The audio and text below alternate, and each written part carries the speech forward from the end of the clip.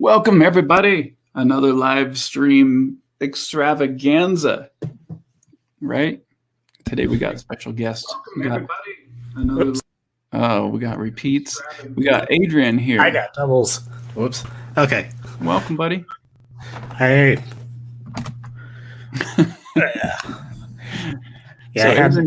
Adrian does some amazing dragon artwork. My son is in love with his dragons. And you also helped me color Cithra 5 and 6 and do backgrounds. And you colored most of Shapes. Yep. And you also have helped me with a huge load on Phobos stuff as well. Mm-hmm.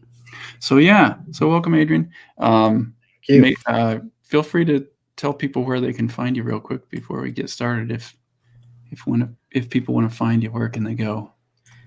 Yeah, you can find me at DrakArts on a lot of places. Just DrakArts on Twitter, or with a dash in between DrakArts on a lot of other places. Okay. I'll probably maybe later I'll actually be better prepared with adequate location information. I need to give you a little one of these things right here. Boom! So I can just throw it up on screen whenever you're on screen. Oh yeah. Yeah, that seems to work. I'm trying to give those to people that are regulars. So I haven't done a very good job at giving it to anyone though. But that's my hope. Well, anyway. Well, what are you working on? Is this your own book? So I was having a heck of a time getting to sleep last night, so I decided to just kind of sketch for a little bit just for fun and figure something out that was kind of in my mind. Just some character interaction stuff. Kind of actually get myself prepared for getting into my own comics and story stuff. So this is just me messing around with actually giving some kind of context to some of the world stuff going on. That's nice. Nice character drawings. Well, just like stuff. Since I've got different kinds of character types and stuff, I needed to actually kind of give context to how they actually are able to interact. And so a while ago, I was thinking about how the one on the left, the dragon, will usually play something like chess with others. He is kind of an intellectual, but also the equivalent of like an army general at the same time. So he's really smart, tactical, and enjoys those kind of things. So I'm like, well, if he plays chess or other games like that, probably in their world, they've got similar, they've got larger versions of things so that different types of beings can interact, given that there's a lot of variance between the different types of people there. So I decided to try and put that to paper for finally. So. That's awesome, man. Yeah, your drawings are really nice. I've had you help me with all my stuff, and so I don't have you do just regular drawings for me. But so whenever I see your stuff, I'm like, man, you're really good, Adrian. And your colors are great. Your finished art that you've done for clients is really good. Yeah, actually, I can show you something I did a week or no, not a week. It's been already like 2 to 3 weeks for a friend that are still waiting for. It's going to be a fight stick, and I think I told you about earlier one I did for him, and since it's for the fighting game stuff, if I can find where I put it. Okay, sounds good. I see Victor's here. Welcome, Victor. Getting situated. Okay, there it is. That's the small. Okay.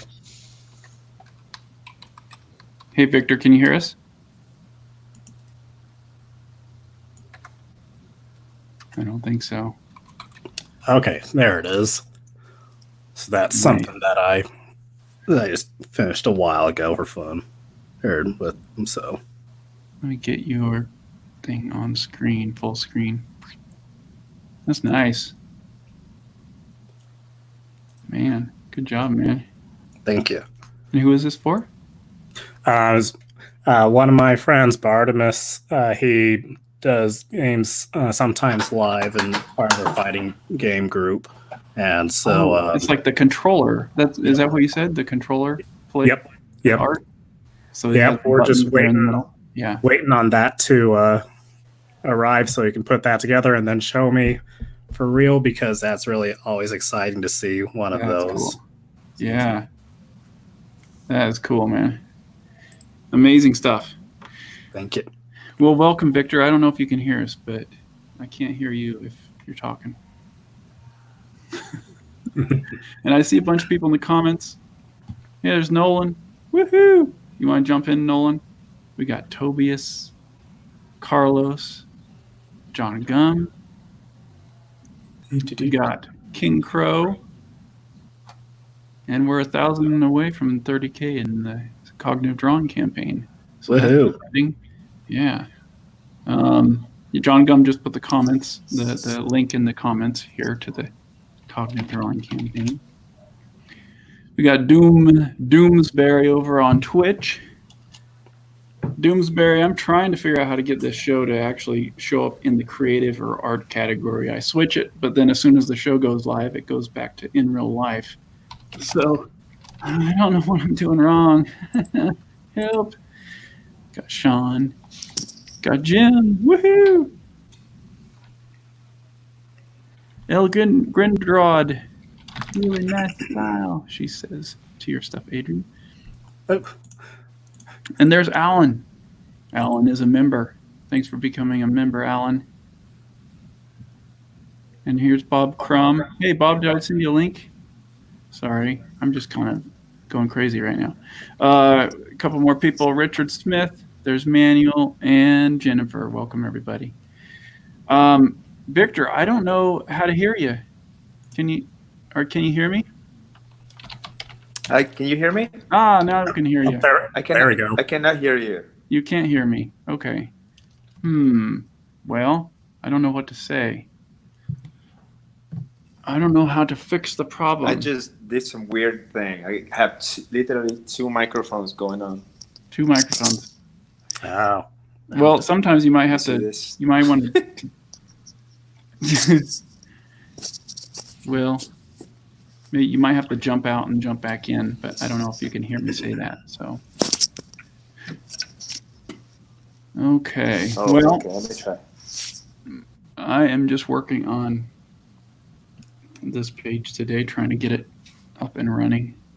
I mean, it's already running. It's looking good, but I want to get it really polished. There's more effects and stuff I need to add.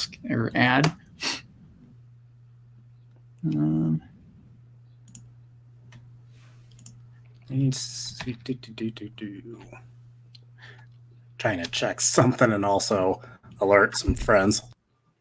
Oh yeah, that's right. Hey, everybody watching, if you can, this is what I always forget to do. If you guys are watching, if you could please share this video with people on your socials, and that would be greatly appreciated. We're just going to have a nice long work stream. You're welcome to hang out as long as you want, Adrian. Usually I go for about 3 or 4 hours, which is ridiculous. So just to double check, is it showing my camera on that? Because I know it's got my avatar screen and it's got my. I have mine on right now. So what I have to do is switch back and forth between everyone's cameras when we're all working. because it only allows me to put one camera. Okay. I just wanted to Check, make check, 1, 2. I can I hear you, know. Victor. Oh, perfect. I can hear you too. Yeah, welcome, buddy. Thank you. This is awesome. If you have a screen to share, you're welcome to share it too, and I'll switch back and forth between all our screens as we're working. Well, so this is weird. I'm doing this through my phone. Yeah. So I you're hope kind of that's limited, okay. huh? Yeah. So, but I can probably show you what I have on my screen in front of me. Oh, I'm cool. working on my comic book. I don't know Nice. if you can see. Ew. So you guys watching Victor's comic, my son just absolutely loves it. Yes. He has posters on his wall and everything. You want to tell people about your comic a little bit, Victor? Absolutely. Yeah. Actually, I am redrawing everything. So that comic book, that he has, it's gonna be out of print pretty soon because it was my first attempt to do a comic book. Thanks to you, man. I gotta say that your book, The Unnatural Talent, was the inspiration to get this thing going a while back. It was 2015, and I did everything by hand. This is a story I've been working since I was in high school. It's about imagination and the power of imagination, and how like imagination in this world, it's more of a fuel. So everything, it's power, not everything, but there's this special fuel, which is imagination. And machines have taken over people's minds, and they kind of feel out of their imagination. So everything where there's no imagination, there's black and white, and then where there is a little bit of imagination, there will be colored. Yeah. So it's this kind of sci-fi fantasy story where there's a helmet that enhances the power of imagination. Let me see if I can find that. I don't know if I did a good job at explaining my own comic book, but Oh man, we're all under the gun when it comes to an elevator pitch. I know I Hard have to a do, I know I have a especially when it's one of the first times. yes. I do pretty good at selling it at Comic Cons, but here's some visuals. So what I've done is I've gone back and I have I'm drawing everything digitally with the idea of do more of a digital comic book, and then later do a series of prints. Okay. So the frames are a little bit different. I added more details to the character. I'm also going to be doing some toys. That's cool. You guys, if you saw the original, the first versions, it's come a long way. From the version that my son has. Yes. Oh, But yeah. even though the art was not like as good as you wanted it to be, Victor, my son loved it. I mean, he still loves it. So, and he would ask for about a year, like, when is the next one coming out, Dad? Can you email your friend? I know. I'm So working. you really did capture something with his imagination, for sure. Yeah. So here's an example of like how. So basically, it went from all in color to black and white, and then because he's wearing the helmet, you can kind of see the color on him. Yeah. But this scene right here, let me see if I have. So here's the original, the book, the print. So you remember that, like proportions were all over the place. Yeah, that looks familiar. Yeah, it was all done by hand with markers, and so that scene right there, it's this scene now. Okay, yeah. And then I kind of went back and added more detail. Ouch. Yeah. Yeah. Nice. Nice impact sense, though. I don't know if you can see that. That's cool. I like the structure of that character. Really simple style. Really neat style, I think. Well, cool, man. I know I lost my audio. Lost your audio. Whoops. I'm having trouble here. What's going on? Zach, help me. Help. What are you I doing? can't figure out what I'm doing wrong here. Okay. I'm gonna try something really quick. So if I sabotage myself, I think we lost Victor. That's what happened. How you doing, Zach? I'm tired. Yeah. I did the one thing I'm not supposed to do, which is stay up past like 1 o'clock. I need a lemon. Please. Yeah. Get lemon. Hold on, real quick, everybody. Okay. Oops, Adrian, I kicked you off somehow. I'm having a hard time this morning as well. let's see, because I'm just here. So, because it gives me two things on my end. Yeah. So it's got like I know it's showing only. It's got both my one that has the avatar and one that has my screen on my end, but I know it only shows the one with my avatar on the YouTube right now. Yeah. See, I switched between all of us as we're working. So back screen. so now your camera and screen. screens are treated differently. Mm-hmm. I see. So I have ultimate control. I see how that works. He's the puppet master right now. That's right. Whoever's performing best gets on screen. Just joking. Yeah, it's first Sorry. day on Streamlabs. No So pressure. I'm figuring Testing, out how testing. Can you hear me okay now? Yeah, we can hear you, Victor. I'm so sorry. I'm in my phone and I just got a phone call went through the middle of this whole thing and Mike went No, don't crazy worry. and everything. So, anyways, that was my comic book. We got a question. Can we see the cover, Victor? The cover, yes. Let me flip here. So the cover was done by a friend of mine. I designed it, and he. It's Flying Somnia. Yeah. My son loves that book, you guys. It's crazy. Thank you. Yeah, I remember those emails. Tell him I'm working on more. So maybe I can share some more of the stuff that I got going on. So I'm gonna do like an exclusive toy. I don't know if you can see this. Oh wow. Oh, nice. It actually wow. it's 3D printed. I'm working with a guy out of Australia. He's amazing. Highly recommend it. Met him That looks through- really nice. Yeah, I met him on Instagram. Huh. Redesigning the bad guy. We're gonna do a toy of that too. That's cool. More menace. That's Dr. Vla. And then I'm working. This is a quick layout of like a poster I want to do for like kind of like a movie poster. Yeah. With all the planets and whatnot behind it. That's cool, man. Thank you, man. Thank you. Well, good. Thanks a lot. Well, I'm glad you were able to get on the stream. So Thank you so much. Yeah, thank you for inviting me. I'm definitely gonna hit you up for a couple of questions later. I know you're a busy man, but I'll send you an email. yeah, sure. I mean, we can talk on the stream too if you want, if you don't mind it being public, unless you don't want it being public. We have a question from Tobias. How do you collaborate with people? I'm having a hard time finding people at the moment. Anyone?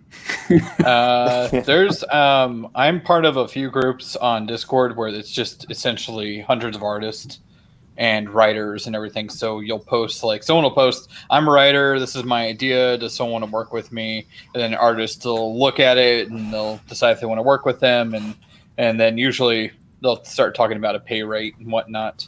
But it's just finding the communities wherever they are on social media, becoming a part of them. There's a lot of investment involved, I would say, in kind of talking to people and whatnot, before people start being interested in your work and stuff. I would just say like for some reason, us as creatives, when new people jump in, for some reason our first reaction is they're a threat. I don't understand what it is, but I catch myself doing the same thing all the time. Like, I'm not saying that it doesn't apply to me. As if for some reason, when like a new, really, really good artist jumps into the ring, for some reason, my first reaction is like, "Oh no!" competition, you know. But the thing is that I Yeah. try to remember that, you know, I'm there too. I've been there too, and it'd be real, you know, to give them the benefit of the doubt that they're not just there to try and gank all your customers, that they're trying to there because they want to do something cool, and that they deserve your help as much as everybody else. So just keep that in mind.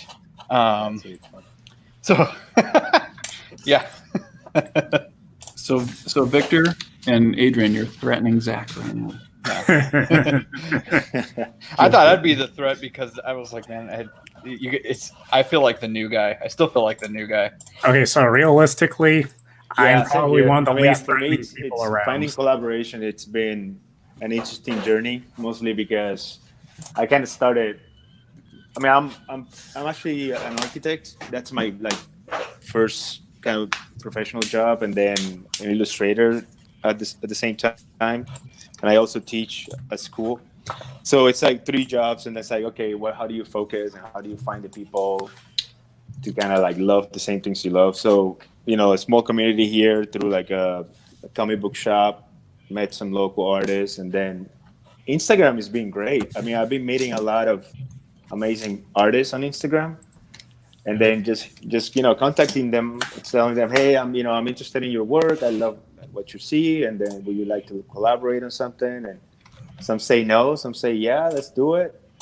And that's how I met that artist in Australia, who it's now collaborating with me. I mean, I first pay him. Obviously, there's some monetary exchange there, but then later on, it's like, oh, I'd like to do more of an art exchange. Will you do a drawing for me, and I'll do one for you? It's, you know, and then you become friends. Yeah, that's cool. But there's that trust built first, you know, like you're saying, like at first it's like, who are you? Are you for real? And Yeah. Yeah, I can agree with Zach on that. I mean, you also don't want to just, you know, pull in people that are gonna like screw up everything. Yeah. You don't know what people's For lack of motives a better are. term. Yeah, you Yeah. don't know what people's motives are. You don't know how they are, how they talk, and how, Mhm. you know. Yeah. I would say my biggest thing is when you walk into basically like how I approach walking into people's streams and when I'm invited and stuff, it's like you're going into their home. You need to be respectful. This is their home. This is their safe, I wouldn't say safe space. I don't want to even touch that. I don't want to touch that at all. This is their home that they've built, and this is their environment, and you need to respect it. You know, this isn't about you. You're in their space, you know? Yeah. So be respectful in that way. And if you are, then you get invited back on. Yeah. Exactly. Yeah, it's a good point. Well, so Adrian and Victor, like, I don't know if you've watched any of these streams that I've done recently, but they're kind of just work streams. So even if we get to the point to where no one's talking and everyone's just working on stuff, then that's great. It's entertainment, you know. People are watching us get work done, and hopefully they're getting work done too. So, Yeah. Cool. So no pressure to like entertain people with anything other than just being artists and working on stuff. Awesome. Having said that, if you have something fun to talk about, feel free to. Yeah. And we like to throw in the questions from the comments too if we see them. So, I guess one of my questions to you was, do you ever use SketchUp for modeling, Jason? I haven't. I tried it once a long time ago, and it was too slow processing the model that I tried to bring into it, and so I just used Blender from that point on, Oh, cool.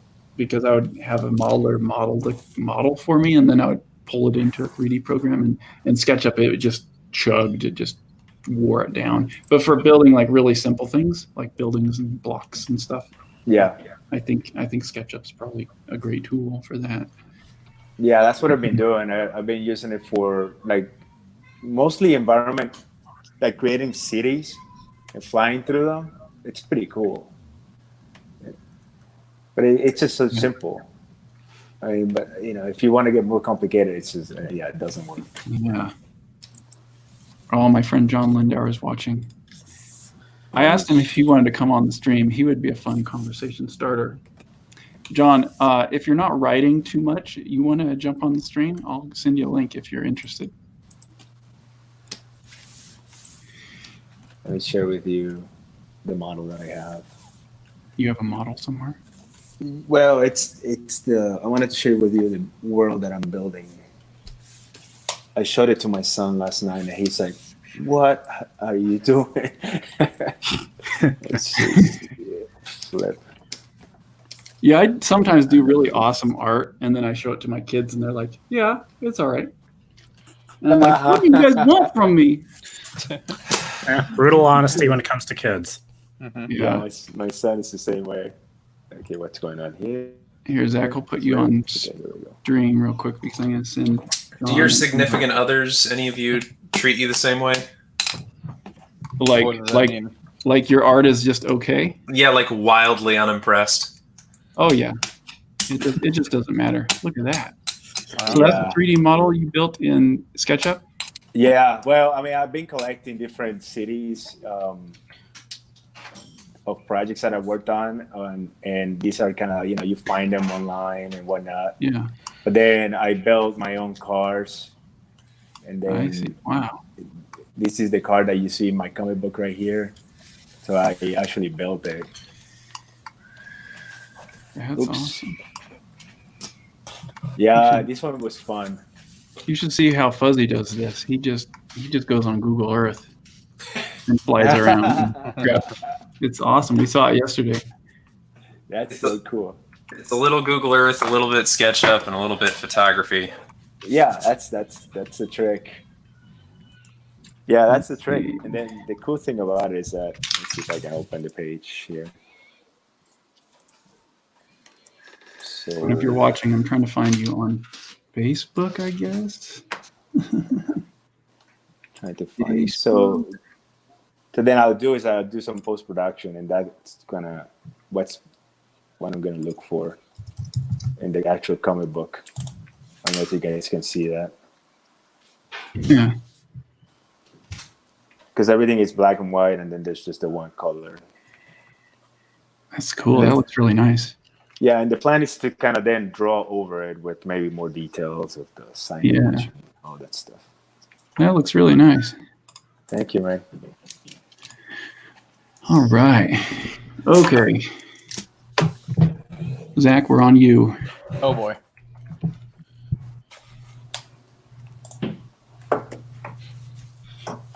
All right.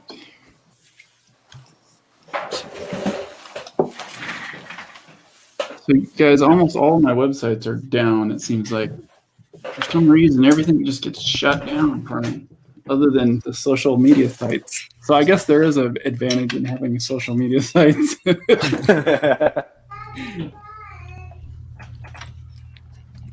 I think I need to put Phobos online in a completely different way now, because it's just, I don't think it's working anymore. Oh, it's so frustrating. But that's another story. Any conspiracies? Yeah, exactly. Tobias. Or Tobias. Tobias, is it Tobias? What do you guys, what's the common consensus on how to say this name?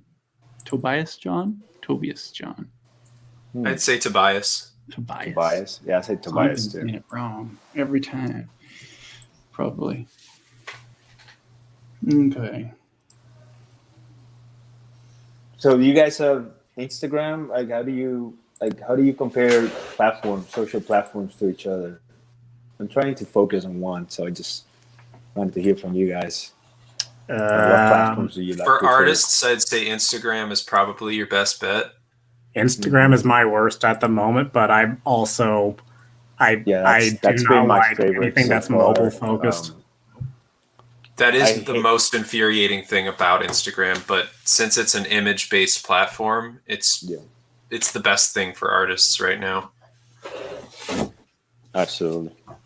And I hate Facebook, so it's like, which is it's kind of funny because Instagram is owned by Facebook. Yeah.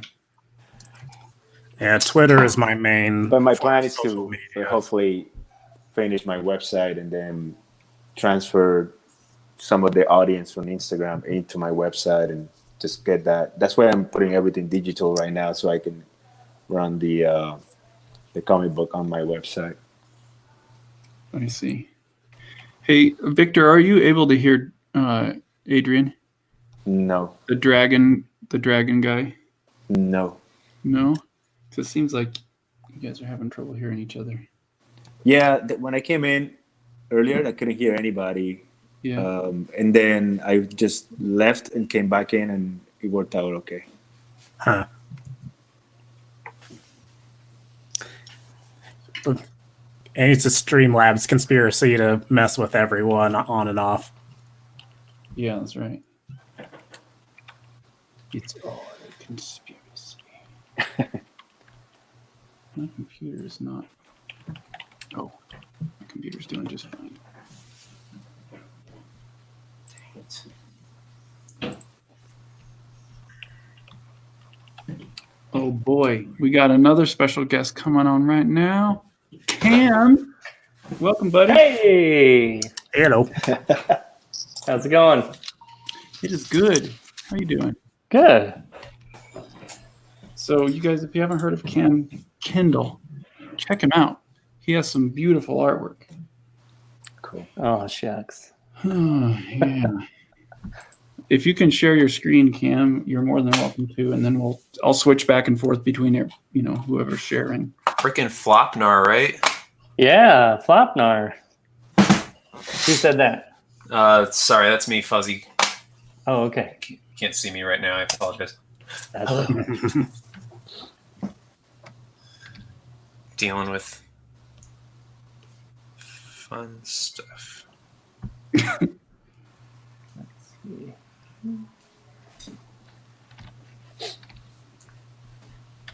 So, Cam, this is just like a work dream. So, there's no pressure on keeping a conversation going. We're just all working on stuff. And Okay. You're more than welcome to share what you're working on. I'm working on a blank screen. Oh, look at that. It's a masterpiece. Oops. Oh, my friend John Lindauer just stepped in, but I can't have him on because it's too many people now. Sorry, Oh John. no. I feel guilty. Yeah, right. Oh, I'm he like, just let me jumped out, move so. to the side. I might kick one of you out if there's too many people, and then we'll have to cycle people in. Then, oh boy. Yeah, Jason, if you want to kick me first, that's fine.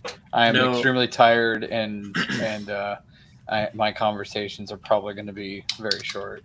Okay. Yeah, Yeah. no hate over here. Just do what you got to do, man.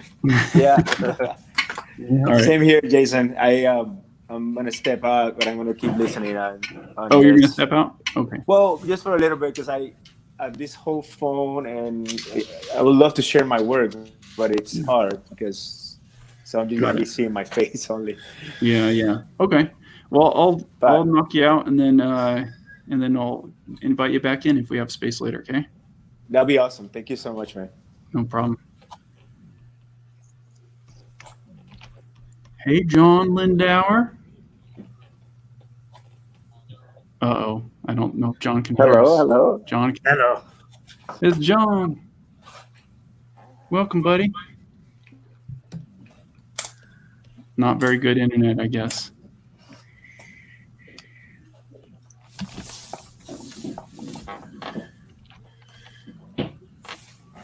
He's paused. Oh no. Oh no. Well, it's a good thing we're not trying to impress anyone with keeping the conversation going. That's why I tested everything before I started. Just in case.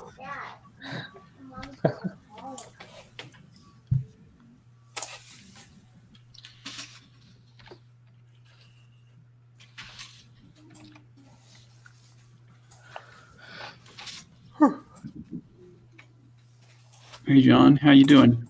Can you hear us?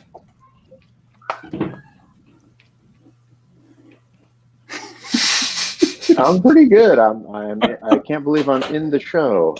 You're So in the here show. we have a special guest over here that's probably going to be in the show too momentarily, but there may be a few moments of Harry Potter questions, which will only be related to everything. Anyways, hello. She has Harry Potter questions for the live show. I love you guys' work. It's awesome. Thank you. Thank you. Sorry. Jason, Yeah. I feel like you get a lot of this question's for anybody. I feel like you get a lot of art specific questions. Do you can you shed light on like what your writing process is? What my writing process is. Oh boy. Oh, John left. John should answer that question. He's a professional screenwriter. Let's see. Writing. I guess I tend to look at writing as I try to think of it as simply as possible. I try to put bullet point lists together of stuff that I can't talk about writing and draw at the same time. Oh my gosh, I'm so sorry. Oh, it's so hard. I mean, do you script it out, or do you jump straight into like thumbnails, or do you have, like, do you go from an idea? I start with kind of an idea that for a scene usually, and it starts like the story concepts start from almost like scenes. I'll like think of an idea or a scene, and then I just kind of file it away, and then I build a filing cabinet full of all these different scenes, and then I realize, all these scenes can kind of go together into this one story and that story. And so then once I start getting to a place to where I want to tell the story, I need to figure out what's the point of the story, what's the message of the story, and then I start throwing those scenes into that bucket. But most of the writing is bullet point lists of like these most impactful scenes, and trying to hit the certain mood, the right mood with each scene, and I'll think about the character arcs and story arcs and all that stuff. But so much of it drives it by the visuals for me with the writing. So, for instance, like with Phobos, I have a document that I've been just kind of feeding for years and years now. That's kind of anything that would fit into that world, I'll throw into it, and if those scenes are really obscure compared to what the current scene is, then I'll just think of it as like, oh, well, this will be the next big arc, or this could apply to the next big arc of the story, That's really interesting. I know that doesn't really answer the question very well, but No, it actually answered it more than you know, because I have to write mine out beginning to end. Like, I have to know everything that's going to happen in the story before I do it. And it sounds like you do more of a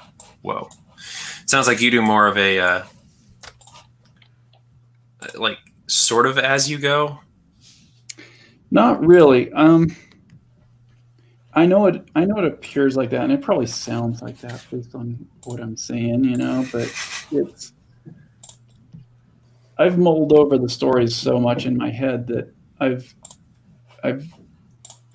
there is a structure to it, and there is a plan in place, and before I'll start, like I do know where I want the stories to go. It's just like taking a road trip. You know where you're going to go, but you don't know exactly what's going to happen along the way. Mm-hmm. And that's the way I like to think of it anyway.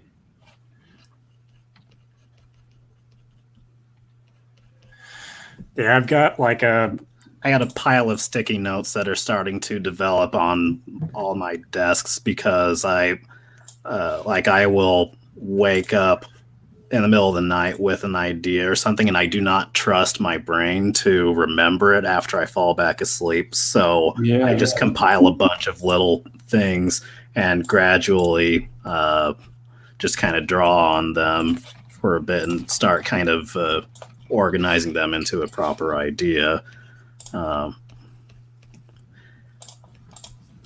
Yeah.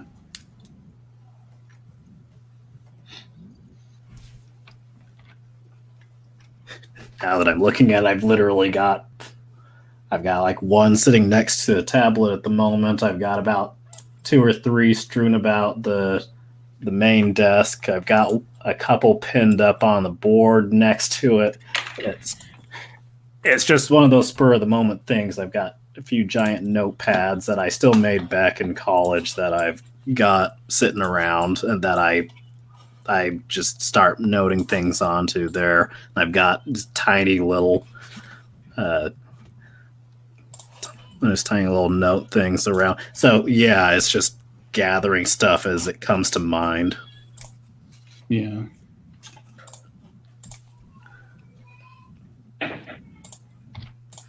And like not everything will have its place immediately, but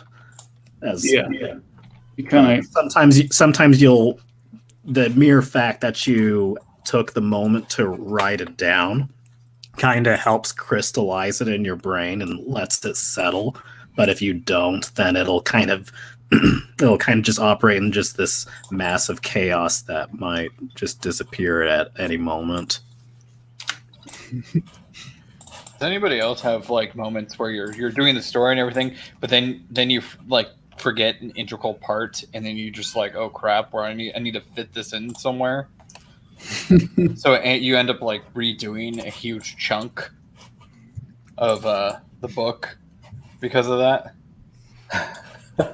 So like you've already gone well into developing it, and then you realize you forgot something. Yeah, because that recently happened to me. Oh.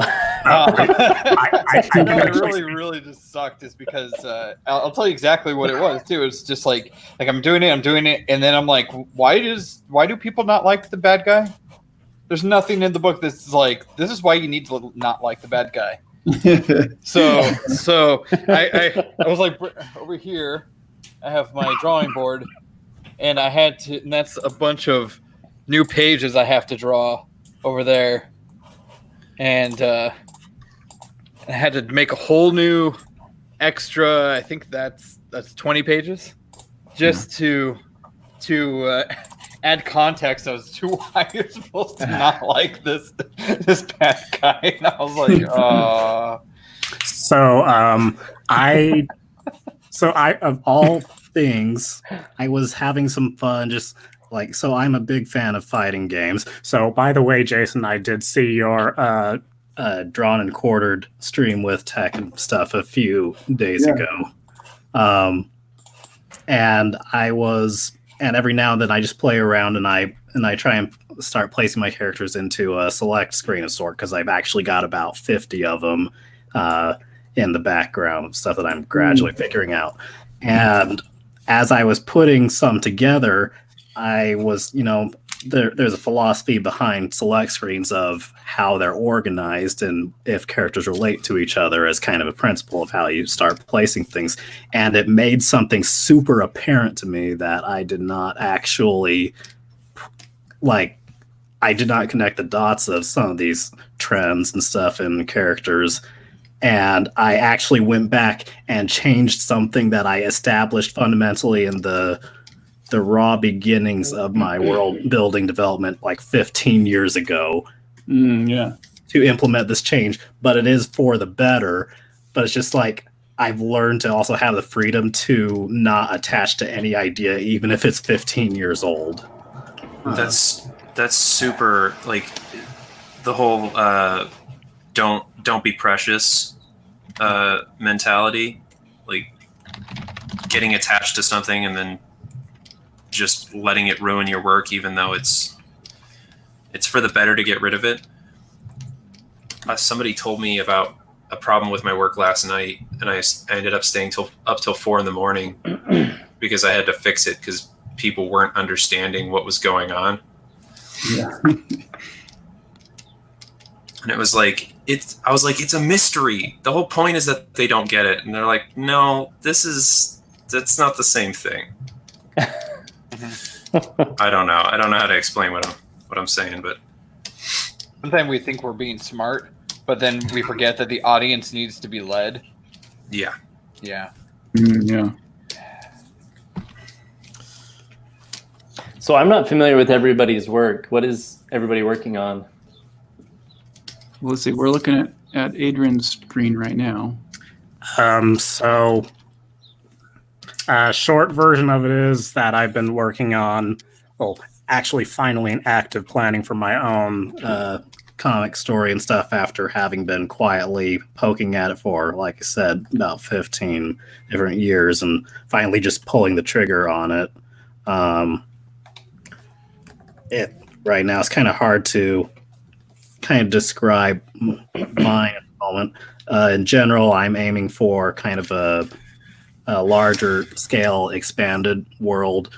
So I've been figuring out multiple points and kind of a timeline to tell stories within it. There are multiple kinds of character species. The most prominent ones I'm known for are more of a dragon kind of species. Oh, it's fantastic. That's mostly because since I had gotten a lot of progress on them, one of my friends really pushed me to get an art book drawn with them. So last year, around the same time, I had just finished putting together like an 80-page art book that introduced a bunch of these specific characters.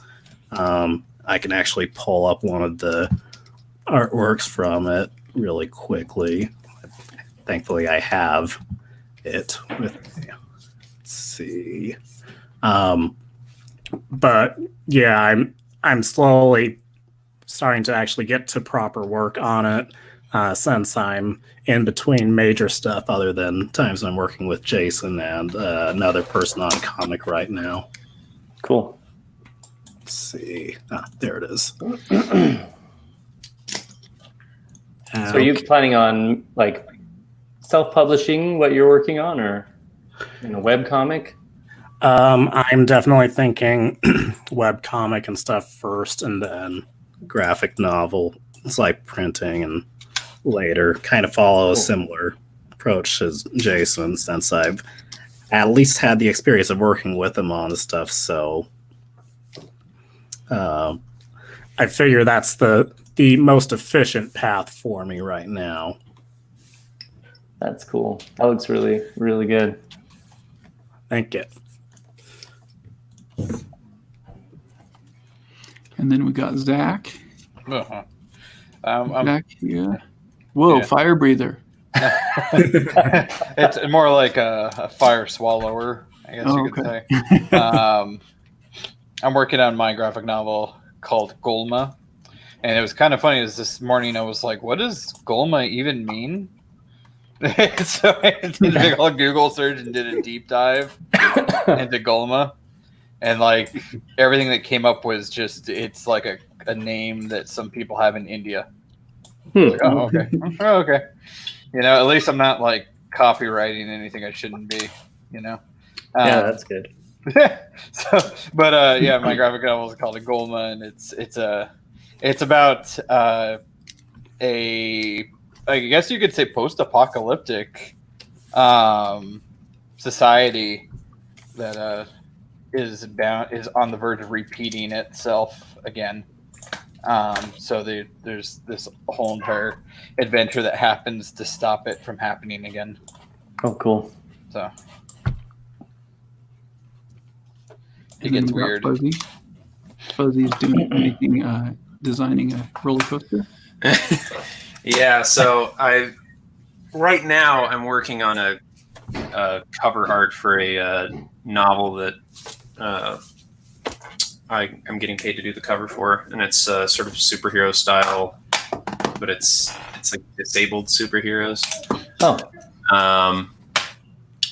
It's called Secret Supers, but I'm working on like 50 things at the moment. So I've got this, and I've got my webtoon that I just put up. I put the last episode up today, the short nice. story webtoon. Sorry, clicking around here. So it's called Dead Air, and it's a sort of mind bender. I guess you'd say Twilight Zone style. So it's at the end you get answers, but you don't get all the answers. You know what I mean? Yeah. And it's about a kid who finds a radio and fixes it up and starts to hear things that you don't normally hear on radios. And I'll leave it at that. That's cool. All right. You can move on from me. Moving on. And then there's me. And we got yours, Cam. What are you working on? Oh, yeah. I'm working on my web comic. It's called Choose Your Gnome Adventure. So this was a comic I came up with because I didn't want to write the comic, but I wanted to draw one. So this is something to work on while I'm writing other comics. And I post a page if I'm lucky, I post a page every week. And then my patrons will vote on the outcome of that page. And then I'll draw the next page the next week. Oh, that's super cool. Does it turn out to be pretty good writing, even though it's done that way? Is it just?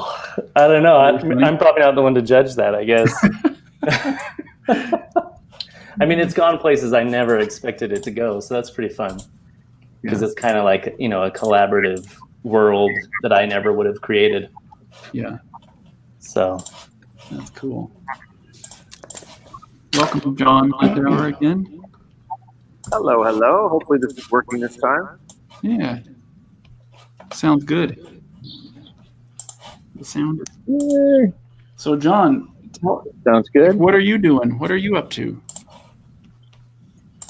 What am I doing? I'm writing a movie for this guy named Ben over at Phoenix Pictures It's probably some like real famous. about Chinese pirates. It's probably a real Ben famous Anderson Ben is that everyone no, knows. no, nobody knows this Ben. This Ben is Oh. Ben's boss is famous, but Ben is not that famous. Yeah. But I'm writing a Chinese pirate movie, which is actually turns out to be. I've never written a kung fu type movie before, and it is full on fantastic. You get to karate chop a lot of things that you never would think would be karate chopped. It's like if it moves, chop it. Karate. If it moves, chop it. I mean, the only difference is whether or not it actually reacts to being chopped. Exactly. In this case, most everything reacts to being chopped, but and not very pleasantly. And yet it must be chopped and shall be. So, John, what would be the best writing advice you could give people for how to start writing? Wow. Don't be afraid to make a fool of yourself. Star Wars only is, if you think about it, like the biggest, giantest movie of all time was only seen by 5% of people. So that means you really only have to appeal to 5% of people. And I think if you write something that's completely personal that you will like, that you will find that there are 5% of people in the universe who are just like you, and 95% of people who are totally unlike you. And if you worry about what 95% of people think, you will be very sad. So you just have to write for yourself, and then the people that like what you like will find your work. Oh, yeah. Mhm. So, I mean, even the biggest, hugest success ever is just barely scratches the surface of, actual everybody liking it or, whatever. So Yeah. you can't. That's great. And shockingly, no one will read it except for 5%. No, but seriously, 5% of people, if you send it to 100 producers, 95% of them will say, this is are really bad, and 5% will go, this is exactly what I want, and I love you, and where have you been all my life? And like that's that's what it is. Yeah. So you mustn't worry about pleasing people. Yeah. You must please yourself. Oh, interesting. Well, didn't J.K. Rowling, as a big example, go through like 30 or 40 different attempts before someone took it or something too? Exactly. Some massive number. I mean, and it's absolutely right. Like all of those publishers are, of course, now eating their words, but they really didn't like it. They read it and they're like, what do I need this for? And the answer is they didn't need it. The people that finally decided they loved it, they needed it. And that was fantastic, Yeah. So, and George Lucas was declined by everybody for the longest time. Yeah. So, so for me, I just like go to 20 meetings and one of them will give you a job. Like whatever. Yeah. You don't worry about the 19 that don't. They will never give you a job. They don't like what you do. Yeah. Okay. You can't take it personally because Exactly. they just want, zombie furry horror or something, and you're writing Barbie princesses or whatever it is. Exactly. Whatever it is, like whatever you're doing, right? And so, and whatever makes you really, really happy, if you deliver it in a way that makes you really, really happy, that's all that you can do, Yeah. So you can't be afraid that if you let your dad read it, he will like it, or if you let two of your friends read it, I guarantee you, both of your friends will have ideas to change it. Yeah. And they're your friends. Yeah. Right? Like, One of my best friends said, "What are you doing?" Why? Exactly. And you're like, I'm doing this. I'm doing what I love. And Yeah. it's like, and that's So- why you can do it morning, noon, and night. So if you get the advice from someone who's really high up, who's really powerful, who is a big influencer, that is, you shouldn't release this because this will ruin your career, what would you say to that? Well, I mean, I would do two things. First, I would double check. It's like analytics, right? Like somebody will say, this is the smartest person in the world that's telling me this. Yeah. Like, are they really the smartest person in the world? Number one. And if they are really, truly the smartest person in the world, then what you have to do is go like this. Okay, what is their audience? And what is my audience? Do the people that I want to read this actually connect with that person? Right? Like, in other words, does that person just not even understand who would be interested in your work? Like, if you go to Steven Spielberg with something, it better be all heart, right? And if you want to do something dark and spooky and funky, he's not going to get that. And I think that he's the smartest person in the world, but he's still not going to get it, right? Yeah.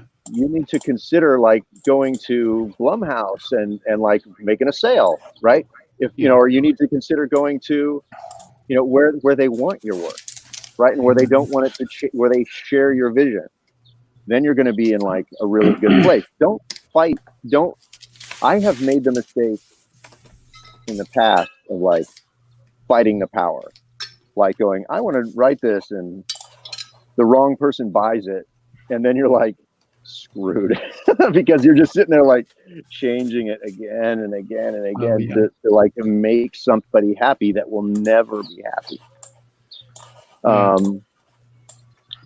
You and I both have a project that we made a long time ago that went to Warner Brothers, and Warner Brothers wanted to turn this project into the project we wrote into a war movie, and it wasn't a war movie.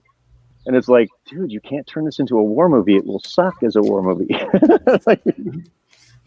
But we tried and it failed. It was like, oh, well, 6 months of banging heads against the wall, like later, you can't,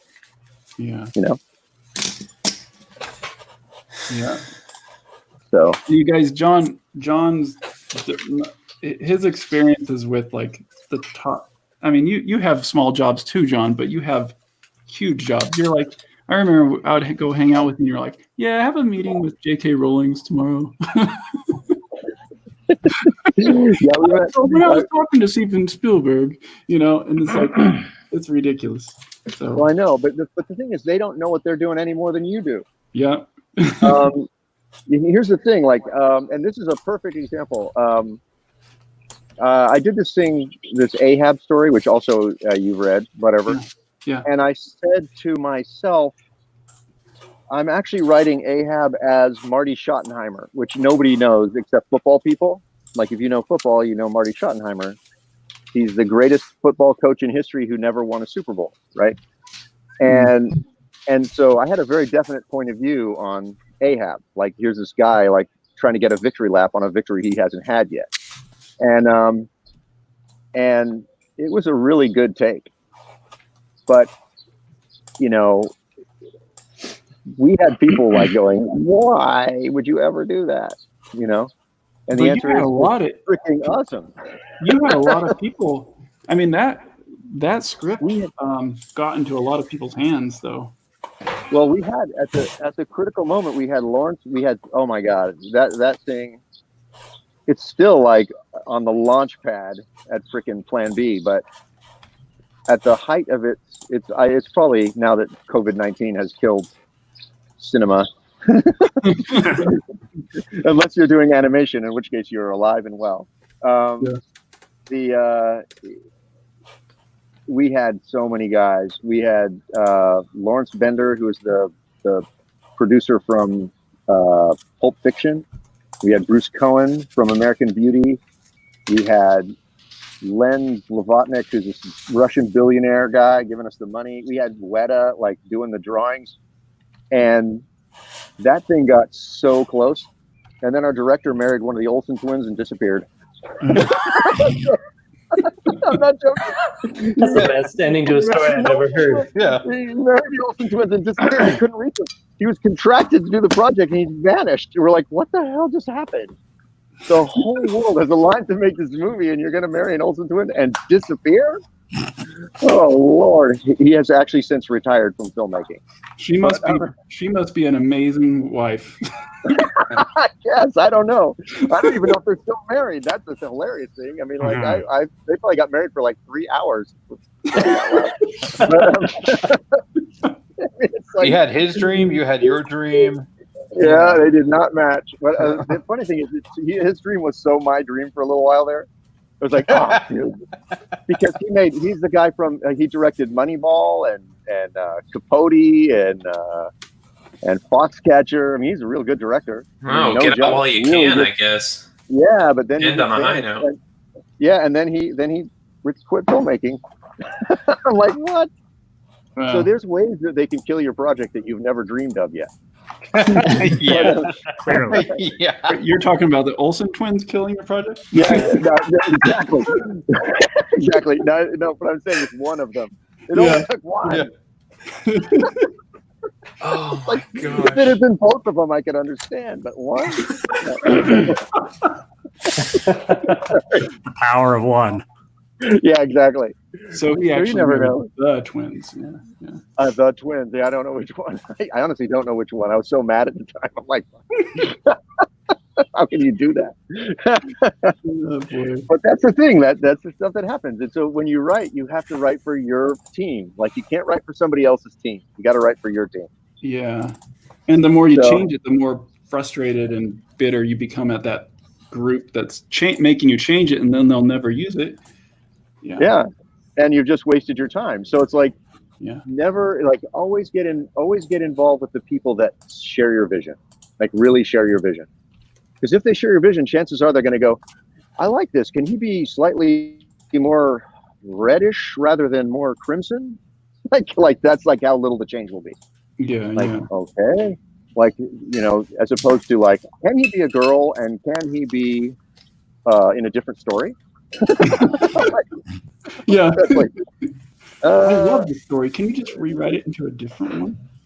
yeah, exactly. And then you're really in trouble. Yeah. So anyway, That's interesting. but that can happen. But that's why I'm actually doing the thing with the Chinese pirates with Ben, because Ben and I see eye to eye on this thing so bad that it's like, it's hilarious. how easy it is to write it because it's just like we're on the same page. Yeah. And so, you know, and I want to see this karate chop action, even though it's technically kung fu, and there's probably not any chopping. It's more like sword slicing, but that's okay. It's close enough. It's still a chop. Close enough. It's still a chop in a sense. Yes, it's true. It's just the follow through. Yeah, exactly. How much blood splatter will there be at in the after chop? And there's quite a lot. Yeah. So, but I'm looking at this work that you guys are doing, and it's freaking amazing. I'm seeing your work right now on the screen there, Jason. At least on mine. I don't know if it's different on each one, but Yeah, I think mine's the only one on screen right now. So you remember Phobos, John? yeah, he's back. I see him. I see him like he's electro chopping somebody. he's plugged in, and he's gone into electric overdrive or something. Yeah. So when he gets electrocuted, he sprouts arms, and Anainik used that to his advantage to punch this squid off of him. Yeah, it's a real serious Get this story. squid off me. I love it, man. It's the funny thing is it's like Fooly Cooley except beyond. Like he's been hit in the head with a guitar and now he's like gone crazy, but in this case he's been literally electrified. I still haven't seen that show, and I need to. Oh my gosh, you really should actually. It's my personal favorite, but others like other ones. Did you introduce that to me, or did I introduce that No. to you? Or You told me about it, Jason. yeah, okay. I mean, I loved it. oh my gosh, it's like there's a live action show now called Tales from the Loop, Oh, okay. which is like not as good as Fooly Cooley, but it's got this weird similarity in that it's set in this strange town with this strange company that's sort of overlooking the town, and all these odd occurrences are happening, and it's almost non-linear the way Fooly Cooley's non-linear, and just all emotion. Like you can almost not understand what's going on, except you can feel it really hard. Like it feels really heartbreaking the way that Fooly Cooley feels really heartbreaking. Yeah. There's greatness in it in that regard. But I still would recommend Fooly Cooley over Tales from the Loop. But I almost started watching Tales from the Loop. And then I was like, I don't know. I don't know if I want to give it the time. But now I will. So It's Fooly so Cooley is an slow. anime? It's an anime? Yes. Yeah. Okay. It's also a book. It's also a manga. Okay, so which is better? Do I go read the manga or do You know I go what? watch They the show? both inspired me in different ways. I So was the gonna manga, say that's the manga inspired me in being able to just do something really quick and it still being fun. Okay. The anime inspired me in the way of you can just change the style like whenever you want to. yeah, but it's amazing because it really works. Like it holds together so well.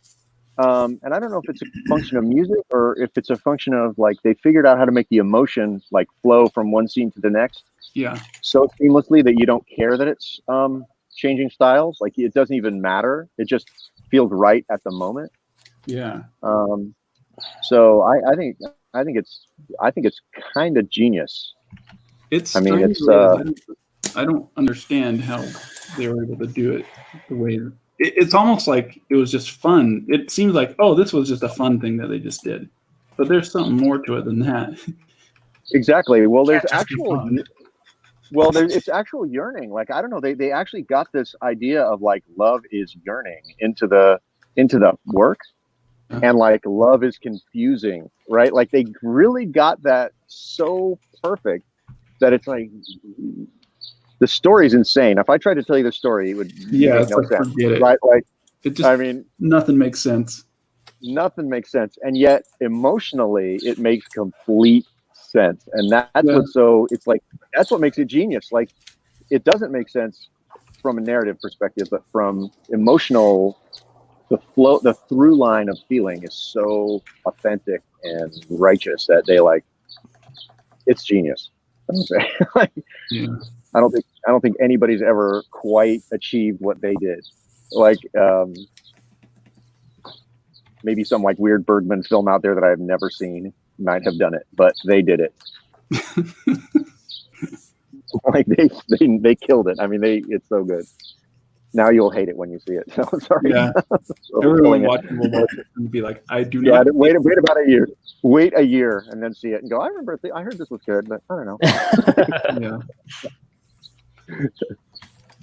Yeah, I think the unexpectedness of it was what was pleasing too. You know, not knowing what you're getting into. Yeah. If you talk it up too much, then maybe that will ruin it. I don't know. Maybe Yeah, not. exactly. Maybe not. Exactly. So I'll just leave it at it's confusing as hell. Yeah, Watch it with- there we go. Watch it. Yeah, at your own Be risk. confused, and then you'll keep thinking about it. Maybe. Yeah, exactly. Plus, it'll it's got so many amazing, like, just the art style varies so wildly throughout that in and of itself, it's just kind of interesting to see. Like, you might just take it as a like, what can I get away with and what can I not get away with? Yeah. And they got away with everything. So Yeah. I mean, I think they even have stick figures at one point. Like, they have like it fully goes all the way to like what just I think happened. so. It's like at one point it turns into South Park style, and they're just arguing. Yep. You know, and then all of a sudden they pull out guns and they're shooting each other with guns as they're arguing, but it has nothing to do with anything other than showing the emotional intensity of the scene. Exactly. And then the father shows up and it turns black and white manga style. And he's like, fully. Like, what is going on? But it makes sense. Like, inside of an insane, like when you're with your family and it's insane, that moment of insanity, they nailed it. Like, they got it. It's like, there it is. You can't say it any cleaner than that. Like, each character has a point of view, a drawing style, and a thought that's happening at full volume. Boom, So Yeah. Right now, I am fully realizing I have no concept of chess and its relative size, and and I am making things up as I go along, but that's okay. Let's see your that's screen. totally cool. There you go. I'm trying to establish some kind of relative sense of. I'll put your screen on so everyone can see you in your confusion. But that's half of drawing something or coming up with something is not knowing what the heck it's really Yeah. gonna be. I'm the only person on the street I'm in Algesur, Portugal. Oh wow. So now that bridge over there. Let me get you on Let's see, screen. what is this bridge? Let's see, that bridge over there is in between the old part of town, which is this part, and then over there is the new part of town. But they built the new part of town in like 1100, like the year 1100, when there was a plague. And so before, the whole town was on this side of the river. When there was a plague, they built a bridge and they put everybody with the plague on the other side of the bridge. And they said, you stay over there, and you stay over here. And anybody with the plague got to walk to the end of the bridge and get a good swift kick in the butt. And that was Oh it. wow. Yeah. And here we are again. Creative solutions. Yep. And I don't know if you can see. Let's see if I can find it here. So, John, what's your take on the movie industry now that everything's proving to go really easily online and digital streaming? And you said a bit ago that it was the cinemas are dying because of that. Well, I think it's in a good way. Like, I think that now I think for the next couple of years, animation is going to be king of the world because so many projects have lost their actors and their producers and their directors during this period that I've been talking to all these visual effects companies that are basically out of work, right? And so, I'm doing an anthology series with these guys called Untold Stories in London, and they have no work. And so they're just like, what can we do to animate? Like, literally, Jason, I don't know, you guys, all the rest of you should consider this. It's finding a way to get your work to various visual effects houses, like right now, because they have loads of available artists who are just sitting there wanting to animate something. They have no stories, they have no scripts, and they're just sitting there drawing a paycheck from their company that is either going to lay them off or create something of their own. Because the Netflix beast is so hungry right now for new stuff.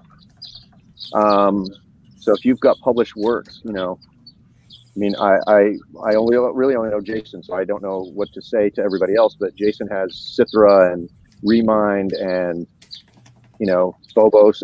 You have a lot of things, and they're basically looking for Love, Death, and Robots, right? That's what they're looking for right now. Oh, that's another one on the list of things to look at. It's medium. I wasn't too impressed with that. I actually didn't even watch very many of them because I was like, okay. No, the one with the farmer was the coolest one. The whole entire. The farmer was good. The farmer was good. The Aquila Rift one was like, look at your Reddit porn, you know, like whatever. Like I don't know. It's it was there. It wasn't very good. The stories weren't very good. And what's weird is the story of that is that it's David Fincher was going to do heavy metal, like a heavy metal movie, like an anthology movie. Mm-hmm. And they could never get the final rights to any of the material because heavy metal was crazily owned by 10 different companies. And so they said, well, we got this whole gang of people together. Let's just make our own version of heavy metal and put it out. Yeah. So, so that's where that came from. And you're right, Jason. It doesn't quite fully, none of the stories quite work the way you'd hope. Yeah, there's so much opportunity to just have, to do something with that. But it seemed like their goal was more shock how value. far can we push this than how can we tell a story. That's exactly. You know, I mean, and none of the stuff, and you know, once again, you know, they had Uncanny Valley problems. They had. For those kinds of stories, and then they had one though that was really cool. If I recall, I liked one about the guy who saw the murder across the street and got into this crazy insane chase. That was some fantastic animation. I remember that just being like that was an animation. That was visually stunning. Yeah, and that one was like, holy cow, who created that? Like that was one that. Oh, okay, thank you. My daughter has given me my. There she is. We have a guest star. Hello, guest star. Wow. Thank you for giving me all the contents of my wallet. Appreciate that. Separately, you are nice. Anyway, so that piece with the guy chasing down the who'd witnessed the murder across the street, that was wonderful. I mean, in terms of just visual, the story itself was like kind of gross, right? Like that's kind of how I felt about all the stories. They were just kind of gross. Like I wish they had been one thing uplifting each story would have been really nice. Yeah. And they didn't do that. And I'm not talking about making them PG or something like that. I don't care if they're rated X, but I just want a little compassion in there somewhere. Mm-hmm. You know, so I can actually like the story. Well, that's why the whole entire farm on like why that's my favorite is because it's like it was like kind of down to earth and there's these sweet people you got attached to them like almost instantly. They had a problem, they were dealing with this crazy problem in a crazy setting, you know, and then you know, and in the end then you had that sort of wholesomeness to it. Is that Brad Bird? Did Brad Bird direct that? Did he? I think so. Did he? Really? I don't think so. Yeah, because David Fincher directed the Aquila Rift one, right? Like, I mean, there was big directors on that program, and or at least presenters. I'm sure he didn't really direct every frame of the Aquila Rift one, which was the pornographic space alien one. But but yeah, I mean, it was a bunch of big guys producing stuff. And whether they directed it or whether they just turned it over to their favorite animator that they'd worked with on a commercial, I don't know. But anyway, so those kinds of shows are like they're dying for those kind of shows. They want those kinds of shows. So if I thought, So what would someone like me do if I don't know who to throw it at? Because I don't have contact with companies regularly. Well, you know what you might do is contact the old DreamWorks gang Yeah. from back in the day, because they will. I mean, I'm sure that they're booked on whatever they're booked on right now, right? But they've probably been approached by Netflix on 100 times to produce more material. Like, what can we do more? And there's a certain point at which they tap out, right? They've got too much stuff of their own work going on. Yeah. But I mean, the guys from Untold Stories called me out of the blue. Like, it's, one of the guys from Animal Logic was like, I remember John from back in the day. I bet he has some stories. Let's call him. Like, that is how they really are hungry. The Netflix machine is so hungry. It must be fed, Yeah. And they're like, and you've got, if you've got a pretty polished finished piece, I guarantee you they would be interested. Like, they can't produce enough stuff fast enough. Yeah. So I did have a pitch with can't remember the studio name. It's the one that Lasseter is now in charge of. I mean, it's not Pixar. Is it he's got a new No, studio? he's in another thing now. I forget what it's called. Oh, is it not Blue Sky? Something Is Sky. Skydance. Skydance, Sky- yeah.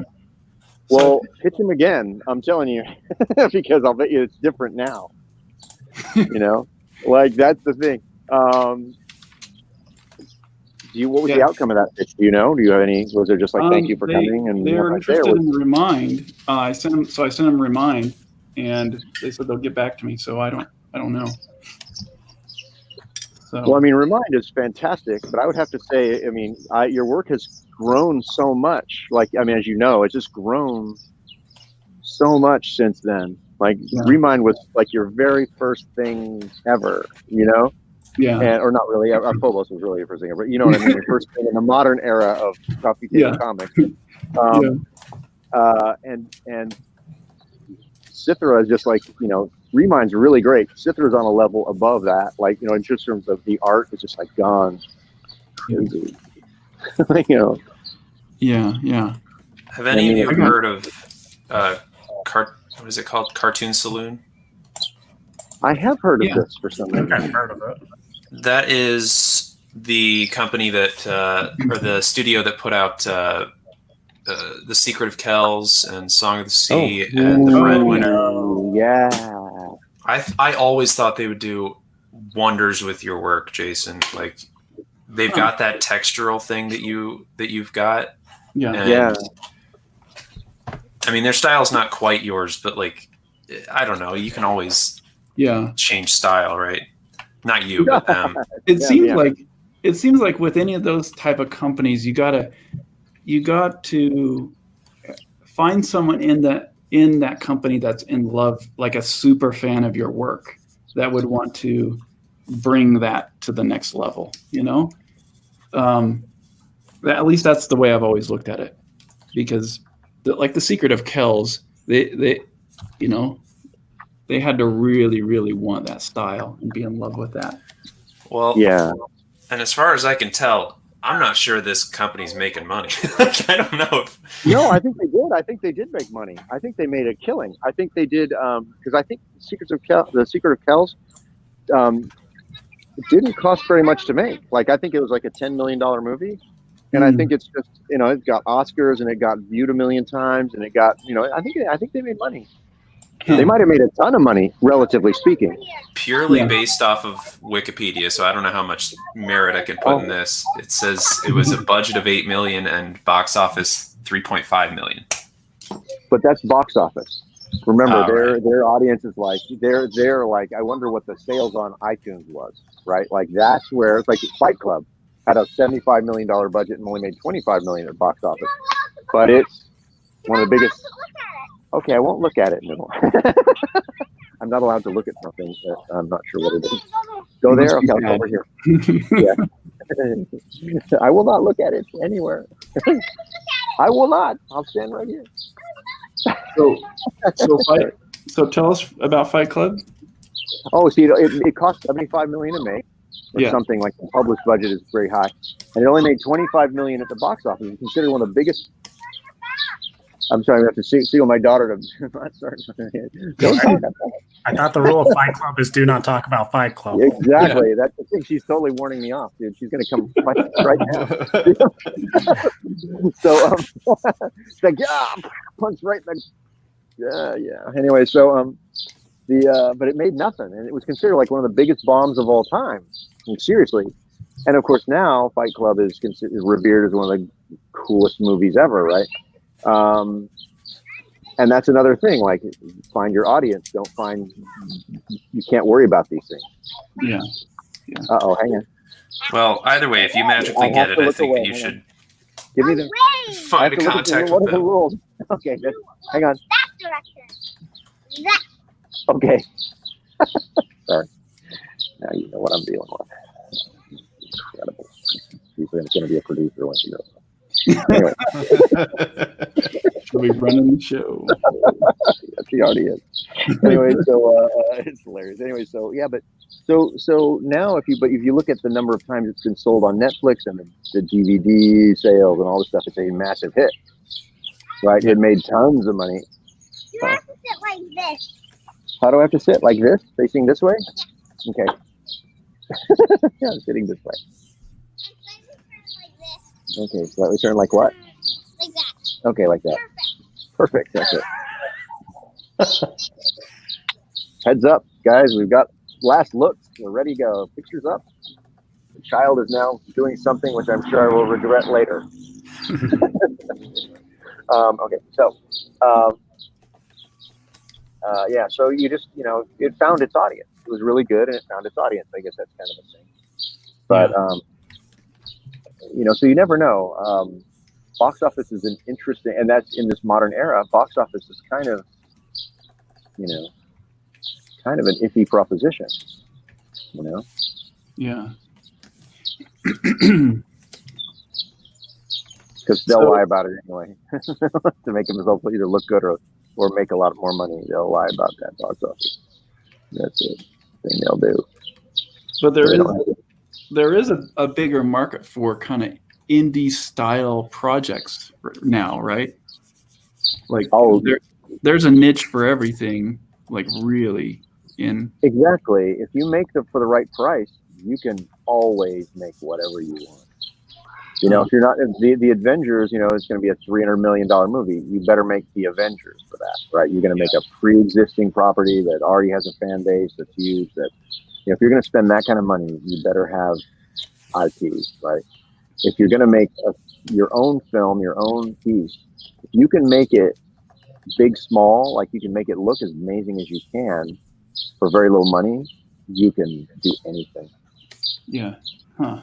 I mean, I have a writer friend guy named Mark Zicree who calls himself Mr. Sci-Fi because he's written on all these sci-fi shows, and he's making his own series right now. That's like got all these actors from all the other sci-fi series in it, and he's just making it himself, like doing the whole thing on a green screen with pretty decent talent and looks pretty good, and he's just making it for no money. And he's made he's on the 4th episode. They're 2-hour-long episodes, and are they any good? The beauty is in the eye of the beholder. He literally made, he made them for no money. It kind of looks like he made them for no money, but they have hundreds of thousands of followers, and there you go, success, right? Yeah. So it just depends. So that's interesting. It's almost like Hollywood is kind of going through what the music industry went through, where any indie artist can now go out and perform and get their following online and grow their band and exposure themselves. Yep, that's exactly right. Now it's going into movies that are being streamed on Netflix. Yeah, and it's sort of, it's funny because if you look at I'm going to say fan films for a second, because those are sort of you can see the quality relative to the existing property. Yeah. That that fan films, they have a variety of quality levels, but some of them are incredibly high quality, like better than the TV show. Yeah. Like you've also probably heard of the Axanar guys, the Star Trek Axanar guys, or maybe you haven't, I don't know, but No. they made this show called Axanar, and it's like with the original Starship Enterprise and like the whole thing, but they spent over $1 million on the show, right? Now, what's funny is they raised the money on Kickstarter. They raised $1 million to make a fan film. Wow. They got like Richard Hatch from Battlestar Galactica and like all the characters from the original series and like all the stuff they built, all these sets. It actually looks better than Star Trek does, and CBS sued them. Oh wow. Like, and it was really sad because it was like, oh my god, the best Star Trek ever, right? And then they sued you out of existence, whatever. You can still see it. They kind of won their lawsuit in the end, but but it's actually legit. Like it's handled. They did a History Channel version of Star Trek, where it's like pretending that the history, like it's real, like in the History Channel, it's covering like the events of like whatever, and it's so well done. It's like, dude. For what they did and for the fans and whatever. Yeah. So I kind of compare, and that has jillions of hits. Like that has innumerable, uncounted millions of hits. And so they count that as, you count that as success. Yeah. That's success is all different things now. So you can't, like, if you say box office is your first line of defense of success, that it's hard to get a hit film. Oh yeah. But you can influence the heck out of the graphic novel universe and basically rise to prominence in a field and control your own destiny and not have anybody breathing down your neck and telling you what to do the way you're doing it now. Yeah. And that's pretty cool. That is, yeah. So I don't know. That's interesting to hear that from something like the Hollywood type industry even now. It's just, that's surprising because I remember, there was just so many like gatekeepers everywhere. Yeah, just for everything, and you had to do it the way, otherwise. Lord, yeah. I mean, seriously, the gatekeepers are tremendously horrible. They're just horrible because they're the people that will tell you no before they even know what you're even saying. Yeah, like they won't even consider your audience. Like they'll just be nah, and you're and it's quite. They probably make it more difficult than any other aspect of filmmaking is gatekeepers, and you just have to you basically just have to ignore them, and it's really hard because they're everywhere. Yeah, and they have this big long history of like all the amazing stuff they've done and how influential they were, and so it's kind of hypnotic. It kind of makes you think you need to listen to them. Yeah, exactly. Makes you think they still have the power or something. Yeah, exactly. And the fact is, they never did. And they never really knew what they were doing either. Just FYI. You don't know what you're doing. You're doing what you love. You don't know what you're doing, other than you can feel that you love it and you can see that you like the way it looks, right? Yeah. But you don't really know. You don't really have the ultimate answer. Like, if I draw this panel this way, this will be a success every time. Like, you can't do that. Like, and so if somebody presents themselves as, look, I know what I'm talking about, they really don't. Because every single movie that ever got made for a different reason. Yeah. Right? Like, it didn't get made for the same, except for maybe the 5 sci-fi movies right after Star Wars. Oh no, you're out of battery? Hey guys, we're out of batteries over here on the distraction engine. So I'm gonna get off the phone. Well, thanks for coming on, John. Appreciate it. Oh man. Well, nice meeting you, I'm participated. Nice to meet you guys. Next time I'll listen to you instead of you listening to me. No, it was great. Yeah, no, that was super cool. Now I have a perfect ending for any story. Yep. The Olsen twins. Olsen The twins. Olsen twin. Yeah. Ruined it. I swear to God, man, it's always something. But that takes the cake by 1,000 miles. I mean, I've had really 3 that were like insane endings.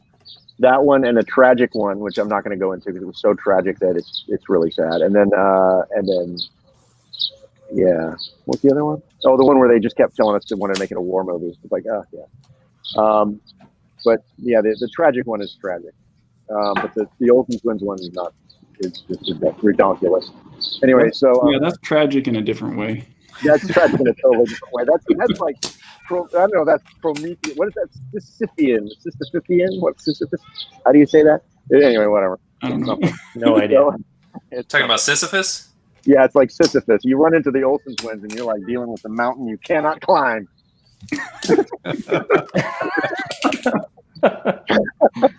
Anyway, so sorry. All right. Well, have fun. Have a beautiful day, you guys. All right. Thanks All for right. thanks for hanging out, John. See you. You too. This is why I love coming on your stream, Jason. You get to meet interesting people.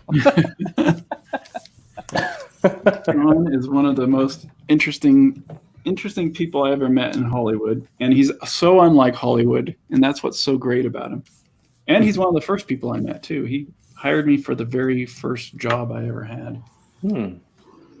and Well, he was about ready to fire me too. After the fact, I learned what happened because my agent was like, "Oh yeah, Jason's great. He's done a million jobs," and he was lying, obviously, to try to get me in the door of a job. And so John hired me for this Doritos commercial that he was directing, and it was like claymation Doritos commercial. Huh. Really cool commercial because he did a lot of claymation. He worked on Pee-wee's Playhouse. Oh wow. Yeah. So he hired me and I came in. I had no idea what I was doing. It's my first storyboarding job. I had a flat tire on the way to work in LA. Like it was just like, 20 years old? Who's this kid? Type thing. And I was just like, so do you want me to draw like this on this paper or what? How do you want me to do it? And I just was ignorant. I didn't know what to expect. First job ever. And so he gave me the script and walked me through it. And he was real nice. And then I just started working on it, and he went to lunch and he was just thinking this. He told me this after the fact, like years later. He was like thinking, oh man, this kid's so nice, but he completely has no idea what he's doing. I'm going to have to call the agent back and tell him like that this isn't working out. Like we just, need to get rid of him and get someone who has had experience. And how frustrating. Like, why did they send this guy to me? And then he came back from lunch and I was like, here's stuff I drew. And it was like half the commercial was drawn. And he was like, oh, wow, this is amazing. So from that point on, like we just started hanging out and became great friends. So anyway, That's cool. that's the story. Jason, I'm gonna head on out.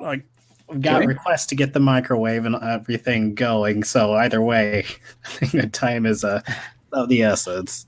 Sounds good. Well, thanks for hanging out. I'll keep bringing you on every now and then.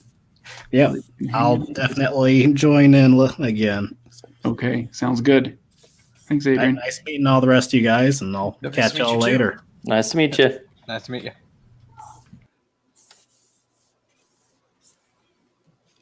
Now it's completely quiet. No, you know what the most interesting thing about your streams are is that everybody that comes on is very cordial and very, very polite and very nice and stuff, and it's such a welcoming thing because a lot of streams I'll jump on and stuff they'll be like yeah, bye, yeah, or they'll just drop out and be like, oh, where'd he go? Well, I guess he didn't want to be a part of it anymore, Yeah. Everybody's like, hey, nice to meet you guys. Blah. It's like handshaking, on the way out. It's a cool, sort of interesting thing, Yeah, well, good. I'm glad you think so. I stopped doing live streams several months ago because I just hated the way YouTube live streaming was handled. And I was just like, I want to just go the opposite direction. So if that means not live streaming, then fine. I don't want to be associated with this crowd. And because, it's all based on drama and just getting clicks and who's most entertaining online and stuff. And so when I started live streaming again, that's my goal, is just everyone's comfortable, everyone's happy, people are not trying to be attention hogs and not trying to game me and take advantage of anyone. And if people are nice and they can do good work, then they can hang out. So that's my prerequisite. You got to be nice first, and then you can do good work second.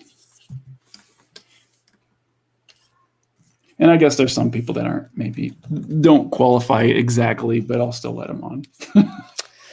I get the point. I hear you. I know what you're saying. Yeah, I guess I'll see you later, guys. I don't want to bog everybody down. Yeah, just start kicking people off. No, it's tiring, it's just tiring to try to participate in something that you got to just perform and be funny and got to be. I don't know. Yeah, Tobias has it right. Coffee house atmosphere. Yeah. Oh, nice. Good one, Tobias. Yeah. Except you don't feel judged. Yeah, you don't. I feel like every time I go to a coffee house and I sit there, I walk in the door and I feel like people are looking at me. Why are you here? You're not a hipster. Why are you in this building? Yeah. Where is everybody located? Like Well, I'm in exact Idaho. addresses. That's what I want. Addresses? Yeah. Yeah. Do you want my phone number and Yeah. birth certificate information? Mhm. I am in St. Louis. Good old Missouri. And I'm in Idaho, of course. I'm over in Texas. Ooh.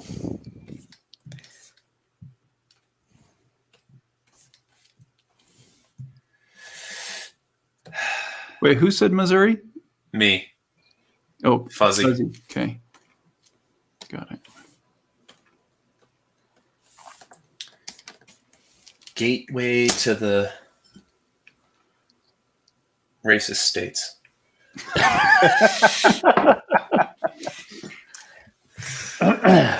Of the three, that's the only place I haven't been.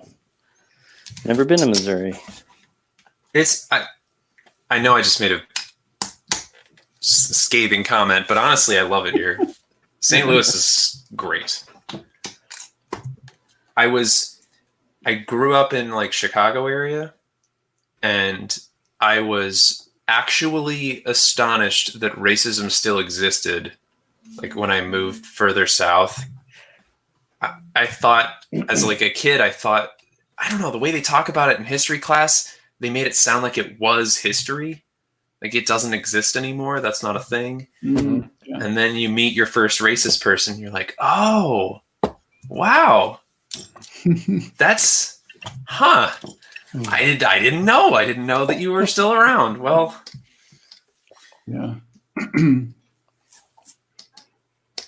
now I guess with the news the way it is, it's just, it's there. Yeah. Gosh, not to bring the topics down. I'm sorry.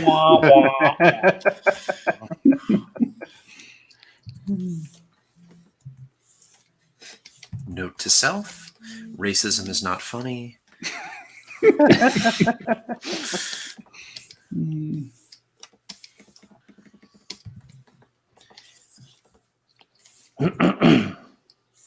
It was so funny. Yesterday, I got off the stream, and Sarah, my wife, was like, "How did it go?" And I was like, "Oh, it went well. I made a pee joke, and everybody laughed." Oh, I missed it. Yeah.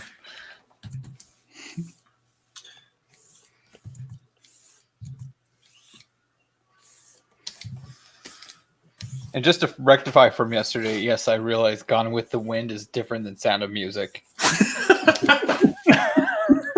Because my wife was like, why did you sing Sound of Music when you're talking about Gone with the Wind? And I was like, what do you mean? And she's like, they're two different movies.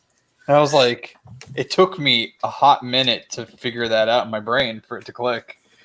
And then I went back and listened to it, and I was like, oh, this is the most cringeworthy thing I've done in a long time. Well, I think, didn't I say that Gone with the Wind was a black and white movie? So I feel like we just, it was weird. Everything was weird. It got weird.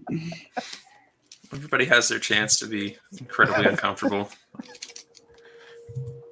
I'll just like stack it up to like if anybody's watching it, they don't know the context. I'll be like, I was just messing with you. I knew all along. That was just a joke. It was just a joke. I was just trolling you. Oh man! So you should have seen the look on your face. Yeah.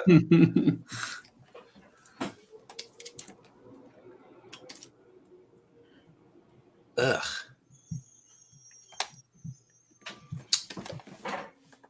Man, you ever just step back from like a half hour work and just go, no one will know. I'll start over. Yep. It's fine. No, I usually just plow through and then realize, what have I done? just keep going. You're like, Yeah. no, it'll get better, right? Yeah. You I don't polish mind the her. turd. I think she looks pretty good. But I think I started on his hair and I'm just like, yikes. I don't know. That's what was I was talking about yesterday. I'm trying to like really adhere to the webtoons thing and like change to a more anime style. Uh-huh. And I think I'm doing okay. Yeah. It's not. I don't know. Like I didn't start off doing anime styles. I loved anime, but I was more the, Spider-Man and all that. Hmm.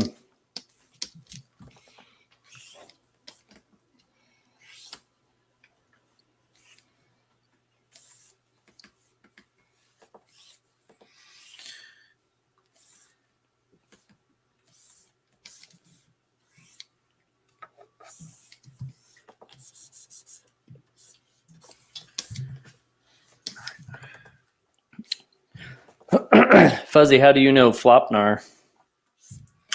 I don't remember. I'm sorry. Again. Oh, I'm so sorry. No, I feel like somebody said your name once, and I looked you up. Like I should have. I don't know, something like, oh, okay, I'll look him up later, and then I found you, and I was like, I just remember thinking that was really cool. It was like rabbit. What's the pun you do? It's like bunny something Bunbarian. Bunbarian. That's right. Yeah. I loved it. I love stuff like that. Like the level of cheese is usually a good indicator of whether or not I'm gonna really like something. Yeah, my dad humor game is like top notch. Top notch. I appreciate good dad humor.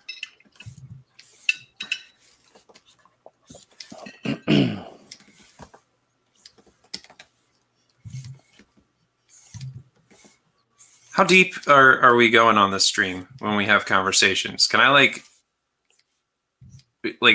do we want to talk about like what the most embarrassing memory we have ever had is? You can ask the question whether or not people will answer. I don't want to waste time filling the air with dumb questions, but I mean, we can make it comic related. What's the most embarrassing art memory you have? My first job. I forgot to put it in CMYK. Did RGB. Sent it off. And that was that was history, and I am no longer associated with them. Good reason. So, Oh, That's interesting. I've never had a problem with that. yeah. Like, I think I've had multiple jobs where I just shoot stuff off into the void, and then they're like, "Sweet, thanks," and I have no idea how it ends up. But Well, they were specific. That's why. Oh, like, okay. That's why it was embarrassing because we're like, can you make sure this is in TIFF, like a TIFF file, and make sure it's been converted to CMYK and it been adjusted, for Oh, yeah. coloring. And I converted everything to TIFF, but I didn't do the CMYK. So when they printed out the poster, it didn't look right. And then they printed like 1,000 of them. I was like, oh. oops. So that was a short-lived job. But you live, you learn. I'm trying to think of my most embarrassing. When I was in high school, I got a job at a local theater, like movie theater. And it was this, like, they only had 2 theater showrooms, it was a real small one. And they were like, oh, we want to do something, help you out, and you can, show off your art skills, and you can do something to help us out, and like kind of make like a thing to bring more people in. And so they set it up so that I could draw or paint a huge poster in the front area, the foyer or whatever. Mm-hmm. And I just kept going in and watching the movies instead of working on the poster. And I saw How to Train Your Dragon, I believe, 400 times. Just, I would go in and I'd be like, I love this movie. And then I would like, they'd be like, where is he? What? He should be out here working. That's the whole point of this. And I guess that's more retrospectively embarrassing, because at the time I didn't really care, but yeah. You're like, I love this job. I love this movie. Well, I mean, I only kind of feel bad about it because they didn't pay me. Oh, Oh yeah, never mind. yeah, no, if they're not Good. paying you, then Who cares then? They Yeah. paid me in free movies Free and popcorn. Oh, that's still the best Dr. Pepper I've ever had. Their soda machine was broken, so like their ratio of syrup to soda water was off. And it was like 20% more syrup than it should have been, and I was like, I have to figure out how to make this happen more in my life. Maybe that was it. Maybe I was just taking extra time so that I could live with that Dr. Pepper more. is that before they changed it to like the crazy flavor thing, too? What do you mean? Like Dr. Pepper went through this kind of crazy change, and I remember specifically because my sister was in love with Dr. Pepper, and then she went to Europe, and when she came back, it had changed, and she was super pissed off. And it was before they started, saying like however many flavors Oh, yeah, combined. like 23 or 32 or whatever it is. Yeah, and it was before that. So I don't think so. All I remember specifically thinking was, now I know why it's called Dr. Pepper. I don't know how to describe this to you. It tasted like all those other flavors that you taste usually, but also black pepper. Whoa. But it wasn't bad. I kept drinking it, obviously. I was like, this is amazing. It tastes so good. And I had a friend that was also experiencing it with me. So he That's- he can verify.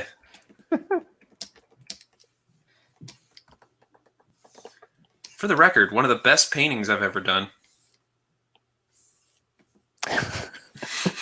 So Dr. Pepper. Was that theater? Say again. Was that theater? Was it at the theater? You said. At the one of the best paintings you've done was at that theater. Yeah. It was a painting of Toothless from How to Train Your Dragon, and it was by far and away one of the best paintings I've ever done, and it was enormous. It was, I don't remember the exact size, but it was like, I was like, man, this is, I'm so good. Think of all the reference you were looking at. Yeah. Right. Yeah. That probably played a huge part. But I also had another artist friend who was helping me with it, or I guess that's not fair to him. I think it was pretty 50-50. It was so long ago now. Anyway, he was probably more annoyed than anybody else was with me walking away all the time. Still my best friend to this day.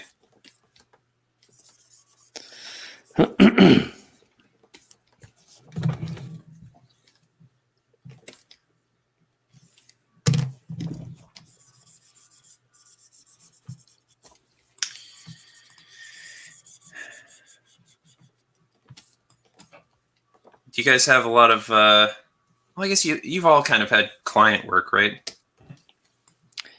Yeah, I had a lot before. I mean, that's all I would do before. Right. Yeah, that's most of what I do. Obviously, it goes without saying, don't say if it's gonna cause you problems. But like, what's your worst memory of a client? Oh man, you're bringing up like bad memories, buddy. I'm so sorry. No, you're fine. I don't mind venting a little bit because maybe somehow we'll find a way to him. He'll know how I feel. I had my second comic job was as a colorist, and I did this huge graphic novel for this guy, and I did it pretty cheap because I was just getting into it, so I didn't know what I was worth and how much I should be paid and whatnot. And I was getting like 20 pages a week to this guy, and so it was a really quick turnaround for this. What, just pencils, or you said coloring? Yeah, we're just coloring. Like 20 pages a week. It was a really quick turnaround, and he was really excited. So he offered me, and I was at the time for what he was paying me. Doing 20 pages a week was actually almost, I was making more than my wife at the time doing that. So I was like super happy, So when he then offered me a job to do an actual full graphic novel, just me doing the pencils, inking, coloring, everything, I was really excited to do it because it was a lot more money. And, but there was a caveat to it. And I wish I would have been like, no, I'm not going to do that. And the caveat is that he was going to pay me half of the money to produce it, and then the other half once he publishes it. And it was that option, or it was to get like a much smaller just production fee, essentially. So I was like, I went for the bigger chunk because it seemed that he's pretty business savvy. The previous book that I did for him was selling and stuff. So I was like, okay, so this, the stuff is working, and so I make this comic, this 130 page graphic novel that was like based in India. And I make this for him, and he pays me, but he during that time when he was doing stuff, he was very he turned into a different person. He wasn't this cool sort of understanding guy where I was working with like being cordial. He turned into this kind of very mean person when I started actually having to deal with him for multiple things. And he was constantly telling me about the other people he was working with, and he was constantly just throwing people under the bus, essentially, and getting angry. And it dawned on me that if he's talking about these people that he's, you know, supposedly been working with for a while, and he's like throwing them under the bus and being so rude and mean to them in front of me, then I can't imagine what he's saying about me to them and other people. And eventually, though, the comic book got done. I gave it to him. He A-okayed it, and then he disappeared. Oh man. And no nothing. Yeah, and he never published it. Oh wow. So I never got the other like huge chunk of income that was depending on, because I just found out I was gonna be a dad too and whatnot. Oh dang. Dude. Yeah, and it was just really just a horrible situation and whatnot. And so and he went and wasted all of his money on a convention. He hosted a convention in Florida that bombed horribly. And then on the last I heard about him, he's like on the run from the law. So Yikes. Holy cow. So because he's also like wanted for fraud with Magic the Gathering. So, from Wizards of the Coast, because he was selling illegal cards at a convention and stuff, and he was making a lot of money doing it. And I was like, it was just bad. So it's just, you know, you learn to be really careful about who you trust and whatnot, and really get to know the people you work with. And it's just better most of the time to do everything on your own if you can help it.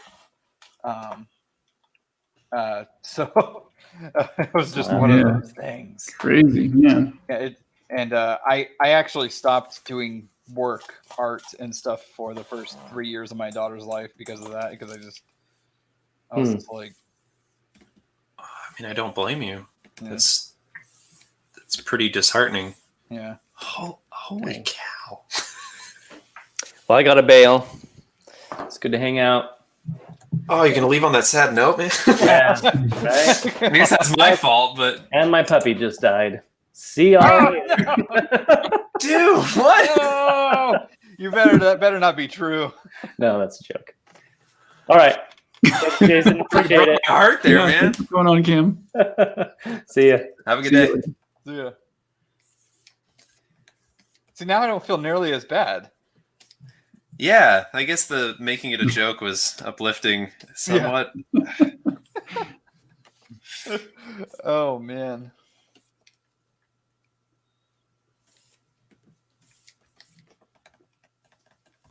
Oh darn it!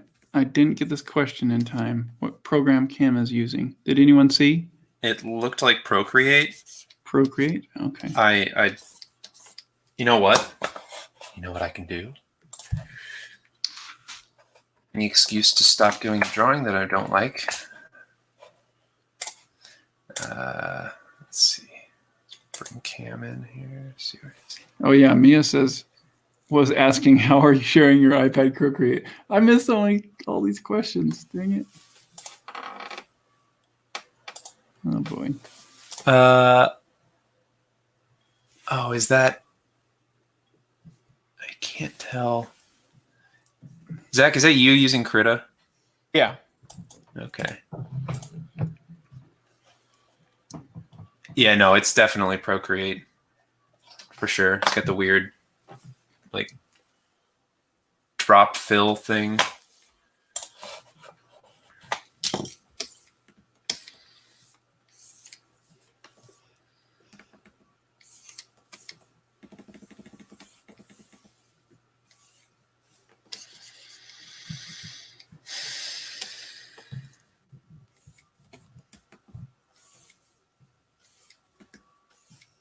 What do you guys think I should use now to host my Phobos comic online?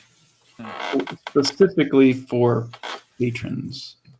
Because I don't want it to be I guess it could be public. I would just only send them links, I guess. Because I don't know if I want to build a WordPress site again because I don't pay attention to it close Have you enough. tried Gumroad? I've tried doing a Gumroad. Gumroad 4? Is there an easy way to to Well, navigate through a webcomm Yeah, well- from Gumroad? Yeah, I've put like things on there like digital download only and stuff, and I'm pretty sure that there's a way to make it so that if you know, for your patrons, they would just go over and then you'd give them a code, and then they'd enter that code when they go to purchase the comic, and it would just give it to them, you know. So that way, Yeah, I've done something similar to that, but I guess what I'm asking is it can you navigate through it in Gumroad and like read it off of Gumroad, so you don't have to have PDFs? It sounds like you're planning on doing it in Infinite Canvas format. Is that what you're saying, or? Well, that's kind of how Phobos was built for the web viewing portion of it, but I don't need to do that going forward. If I'm going to re-upload everything, then I guess I could just put it in spread format from here on out, or from now on.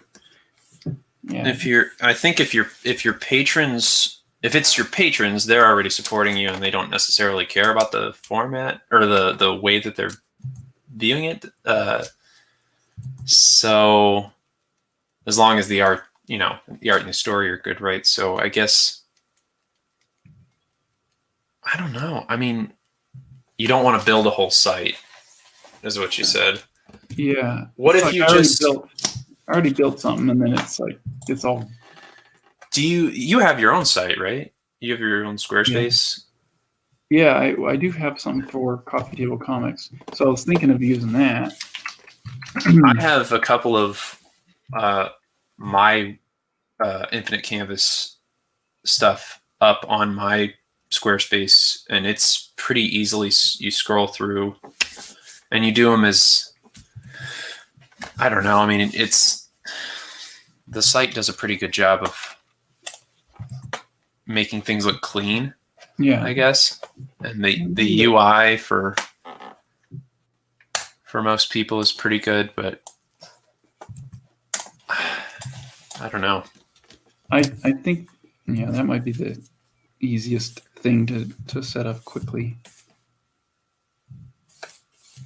I want to give everybody this new Phobos update, but this place where I was putting it is just, I can't access it right now. And What were you using before? it was a WordPress site. And it just kind of, all my WordPress sites just got kind of hacked and bombarded. And so now the host that hosts the WordPress site is kind of putting some restrictions on it. So I'm like, I just need to do something different. Something I don't have to constantly be making sure people aren't hacking it. And WordPress is a great place for hackers, I guess. I don't know. It's just because I don't pay attention too closely, I guess. because you're busy making things. Yeah, I don't want to sit there and be an IT specialist to keep my comic running. Mm-hmm.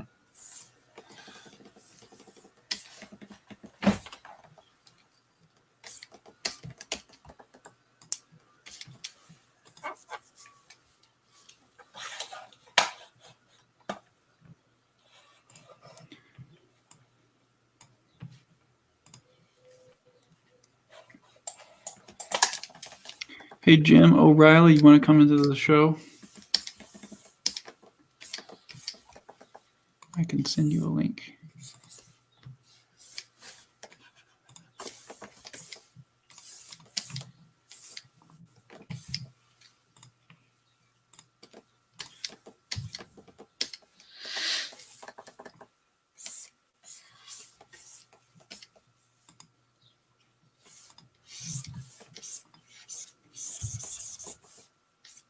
Well, what I was going to say back when you were talking about how you write or how you come up with your story and kind of process the stuff, Jason, that's actually really similar to how I function as well, except I have it's like everything, as you said, is up in your head.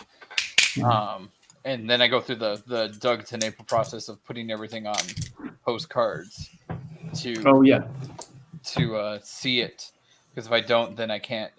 I make big mistakes like I did, about, not making the villain hateable.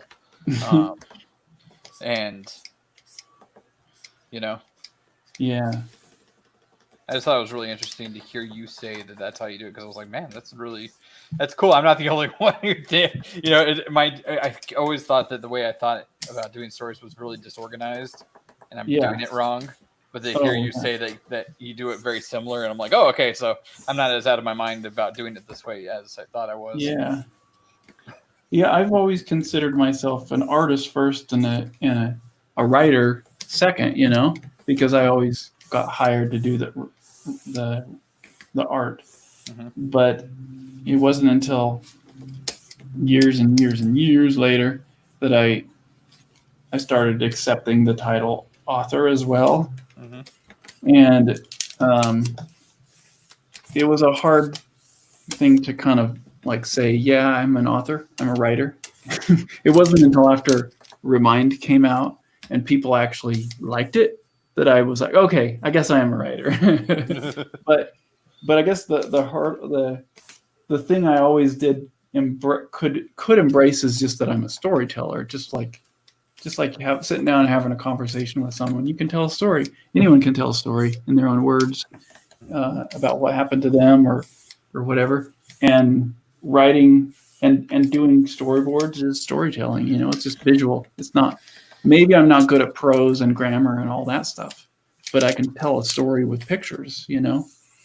And so thinking of it that way has always helped me with my storytelling, because to just plan things out visually, think about things visually, not really having to worry about if I'm doing it right,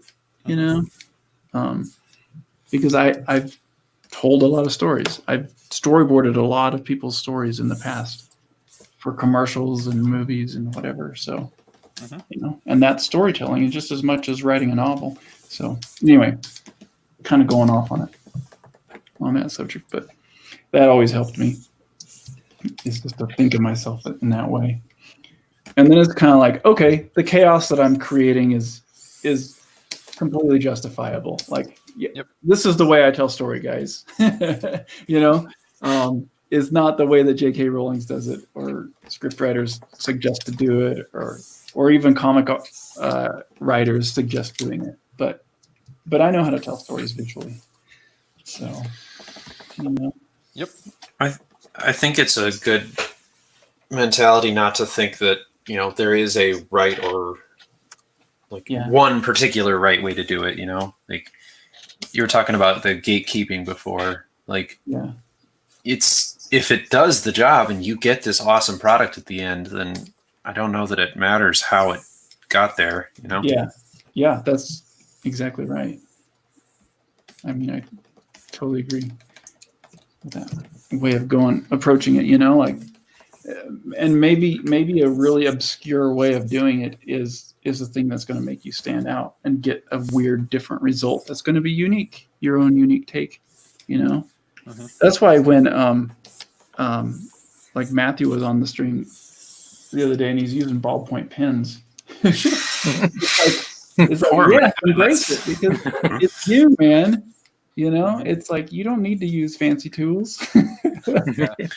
Well, there is something to be said about whether or not it's archival, but who cares? If that's his goal to archive it, then yeah, it matters. But that's not his goal, Well, I guess I just meant like maybe it's not. Maybe it is his goal. Sometimes the thing, your tools don't matter, right? Especially in the digital age now, where everything can be scanned and kept for a million years. But like, if you want to keep that piece of paper forever and it doesn't degrade over time, you have to think about some of those things. Yeah, but as far as like story, like just getting something out and on the paper in a unique way and having the end result be the product that people read and consume as an audience, like sometimes it's better to just do it different than the norm, I think, because it makes it unique. I don't know. Matt's definitely a unique guy. Yeah. mean, I love his sketches more than anything.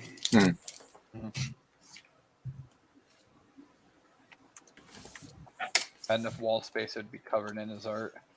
Yeah. Welcome, Jim. Hey, how you doing, guys? What's up, Jim? What you working on? Working on the comic. Nice. This is chapter page. In the pencils. Wow, that's nice. Nice. It's kind of hanging out with some gators. I like the new space that you have there. Thanks.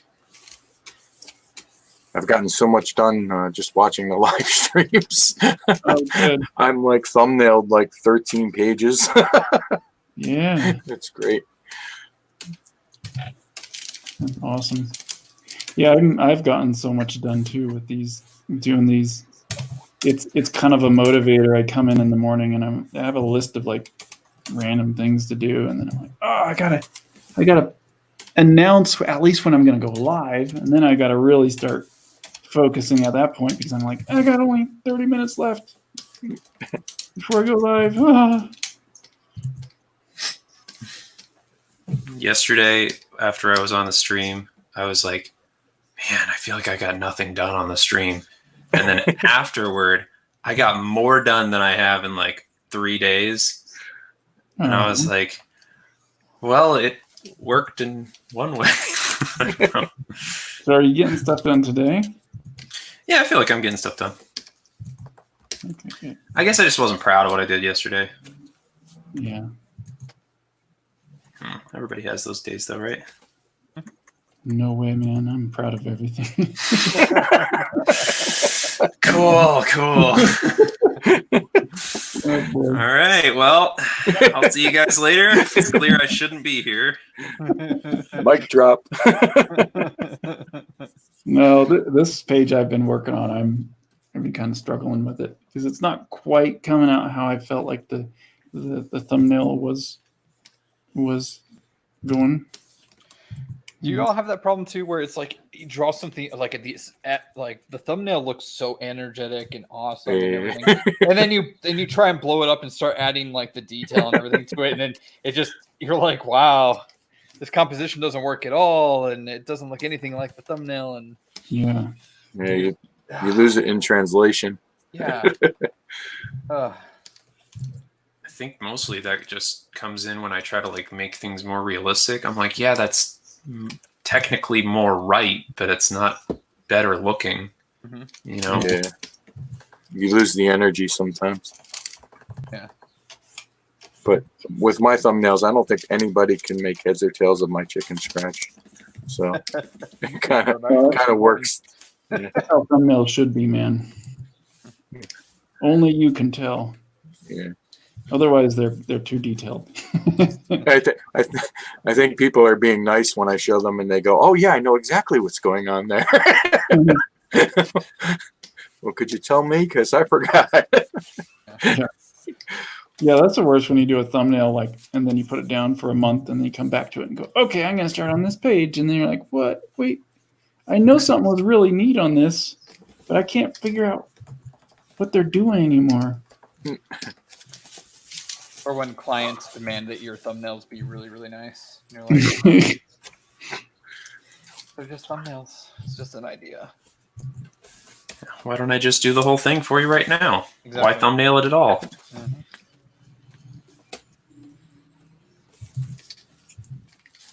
Clients are silly beasts. Yeah.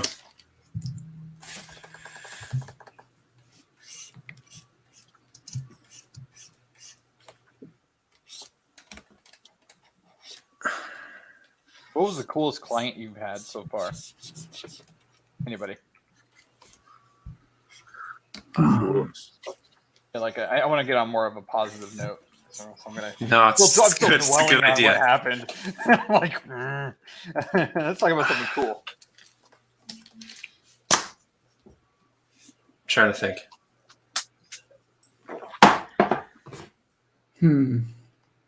Yeah, there's cool in different ways, you know.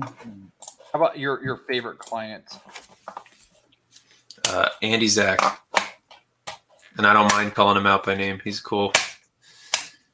He's the guy who I was talking about in the beginning, who did Secret Supers, and he did this joke book series, which started with the book Zombie Turkeys,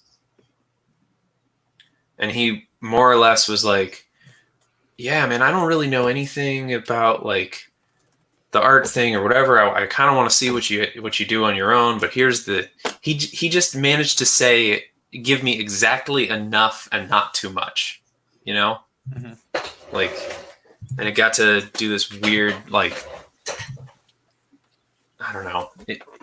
He's just the coolest. I got to like draw some of the weirdest things I've ever drawn. I mean, zombie turkeys, that doesn't sound like the most normal thing in the world, but I'm trying to see if I have a book here. I don't. Either way, it was super cool. And now I'm drawing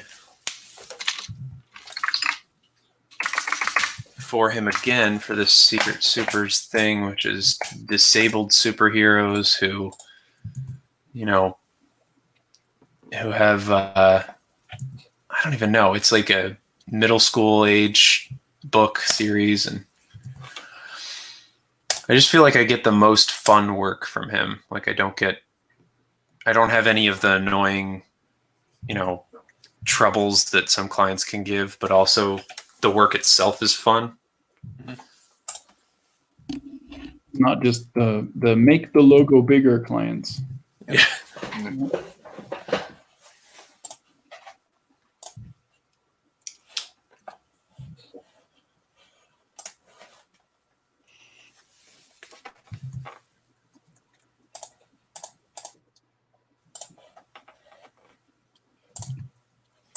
I really enjoyed working on the Country Panda movies. I think that's the height of my career as far as like work for hire type stuff. Mm-hmm. The crew was amazing. Everyone involved was really, really smart and talented. And so that was a good experience.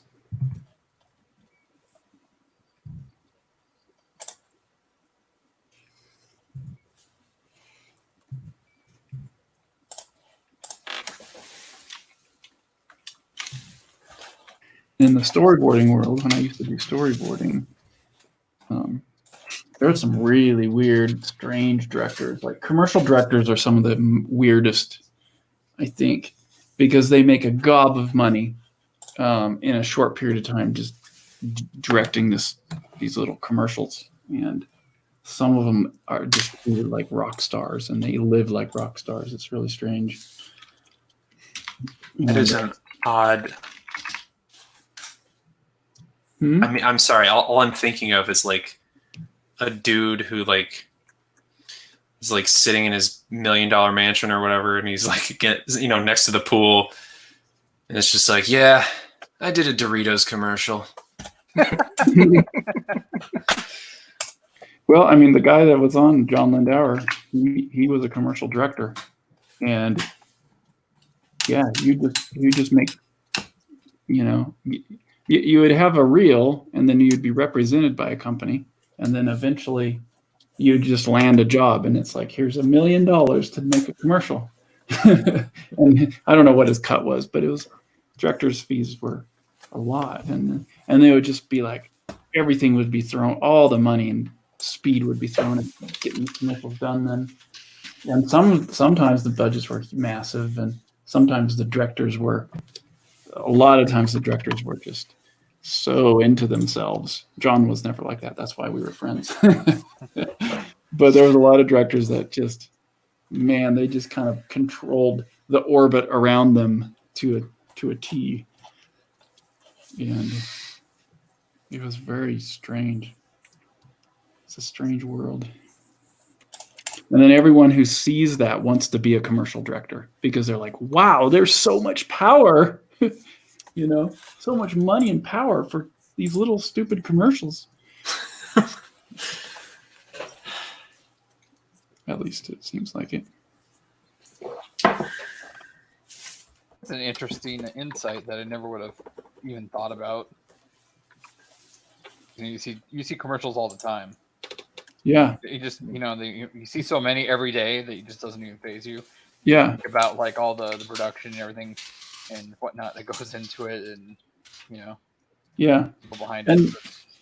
and people don't get see credits on commercials, so you never know who's doing what commercial unless you're in that industry. And so all the reason for it all is money. It's a lot of money quick, and for these stupid commercials. Yeah. One of the directors, I won't say his name, but he was. Uh-oh. That was me. My apologies. Your phone? Oh. Yeah. One of the commercial directors. He, I guess people could figure out who he is. He kind of got famous because he did the Smells Like Teen Spirit Nirvana video, and he did it. He was a photographer first, and then he was just good at photography.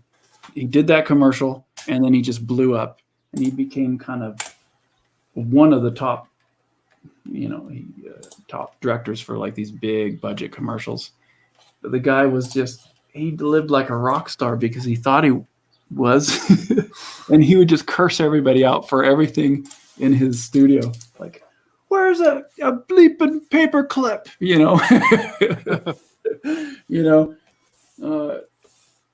It was just really strange. So anyway, worked with him a lot, and I got praised and cursed out in the same kind of in the course of 24 hours. Working on doing storyboards for him. It was just really strange, really talented. I went over to his house a couple times to work, and he lived in the Venice canals in Venice Beach, and he had all this photography of different rock stars that he took that he blew up into poster size, and they were the coolest pictures ever. And he's like, "You want to buy some? Well, they're $100 for that one." And I wish I would have, but I was like a 21-year-old kid who was like, I don't know if I should spend my money on that. But it would have been so cool to buy some of them because he had pictures of Kurt Cobain and like Dolores from the Cranberries, and just really cool photography that you'd never see anywhere else of them, just like for photo shoots or commercials or something. Really neat artistic things. Not commercialized looking stuff, but just really neat, like a cool picture of these people that you just don't see, And he had all the prints there, all the negatives, and he's like, "Yeah, look through something and see if you want to buy anything." And man, I wish I would have done it, but too late. The next time I thought about it was after he cursed me out, and so I was like, "Okay, I won't ask him anymore." Well, I'm sure you used that $100 or whatever to like buy food. So yeah, exactly. Yeah, he's the kind of director who he worked at this studio, and so there's a bunch of other directors they represented, and they had this parking lot and big place where there's meeting rooms, and it was all fancy, really nice designed. And all of a sudden you'd hear some like crazy loud revving, like vroom, and it's peeling out, and everyone in the whole studio heard it, and they're like, "Oh, he's here." And he just slides into the parking lot. He has one of these like ridiculous like supercars that's like $2 million, and like people are like the assistants are coming out, like, "I like your car." He's like, and he's I like just completely oblivious to what it was. The so-and-so, what is that? And he's like, "Oh, that's the cockpit." It looks like a Batmobile or something. Oh my gosh.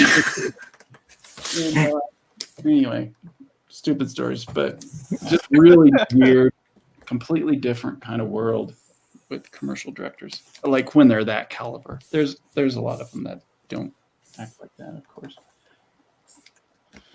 But I'm gonna treat commercial, directors differently now. They have to take them seriously. I'll be like, well, yeah, see, I that directed was my Tums first commercial. jobs, and I got brought in, and it was through Famous Frames, so they would represent storyboard artists for like big commercials. So, I'm sure there's a lot of small commercials that didn't have a budget for it, but all the jobs I went to, it's the big budget commercials. And so it was just one job after another. Coming from Idaho to that and just seeing how these people lived and acted, it was just so weird, And even still, I was kind of excited. I really wanted to get out of that industry because I hated what they were promoting and I hated how they acted, And so I felt like, I don't want to be a part of this. Right. But again, John was a different kind of person. He was the kind of down to earth person that was normal.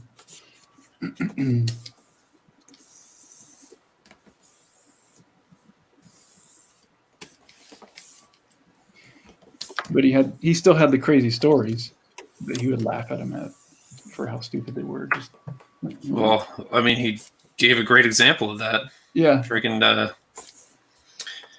Olsen twin story. Oh yeah.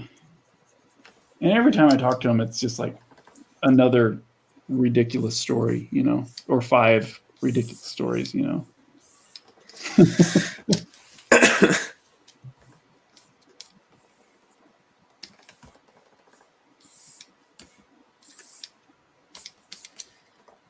really nice guy, though.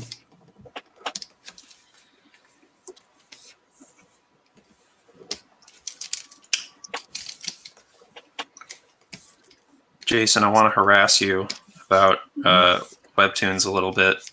Okay. Do you have any pointers to formatting episodes? Like the length and stuff, and Yeah, just readability and whether or not what your hierarchy of decision making is, and just tell me everything. Just all of the things you know. Actually, let me put you on hold for a second or on mute because my wife's calling. I'll be right back.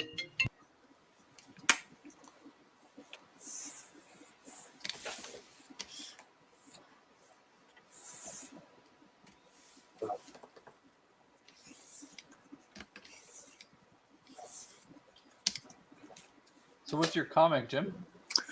The title's called Mojo Rising, and it's kind of a post-apocalyptic magical love story that takes place in New Orleans.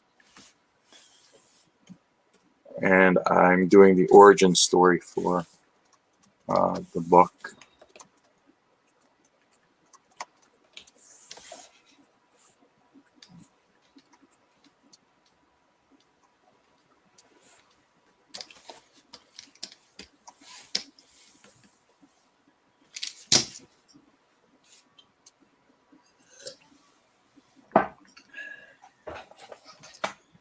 Some good Bayou art.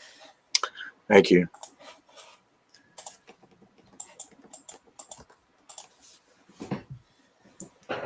I got some real I don't know what you call it, what's that, Voodoo or whoever, the Marvel character? Oh, I think I know who you're talking about. Was it Marvel or DC?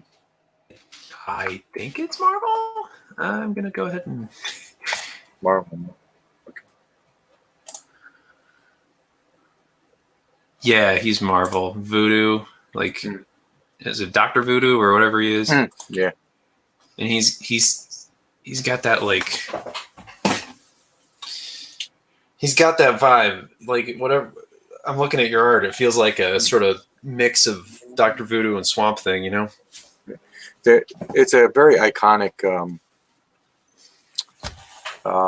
look, I guess, for Voodoo, is that skull painted face with the top hat, which is, the person who came up with the character kind of wanted to stick with that theme. So, but this is a other. I don't know if you can see my screen. Oh yeah. That's going to be the cover minus the lettering. We're going to rework the lettering. Just did that for mock-up, but Well, it looks awesome. thanks.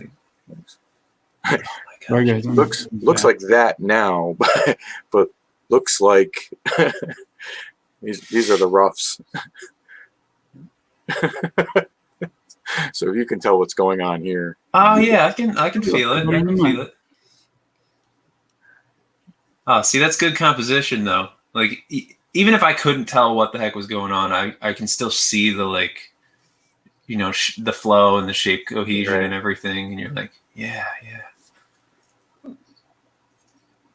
But my roughs, you know, people can't tell what's good. Like I can look and see where it's going, you know. But There might be little things that I'm missing, but yeah, I can tell pretty well what you got going on. thanks. Okay, Fuzzy, to answer your question, Oh, anything you're saying, anything about webtoons? Yeah, specifically like because you were drawing it when it came to like Sithra, you were drawing it as a 2-page spread situation, and then reformatting it to be the infinite canvas sort of style. Yeah. I'm really interested in what the thought process was behind reformatting and like, you know. I did make a video on it that covers a lot of the way I thought about it, but you know, it's with a 2-page spread, you're really trying to control people's eyes all around the page and where they go. With webtoons, you're just pushing them down, and it's just a continuous downward momentum you're doing, and then slowing the reader down by adding space between things, you know, to where they have to scroll further. And I think that's really the biggest things with webtoons is just thinking of it in that way. You're just stacking panels, and then you're trying to figure out how to slow people down. And so that might be repeating panels multiple times. It might be given space or a long transition between 2 panels. You know?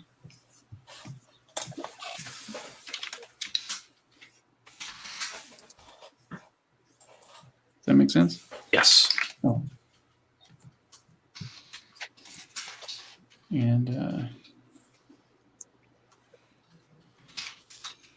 yeah, I think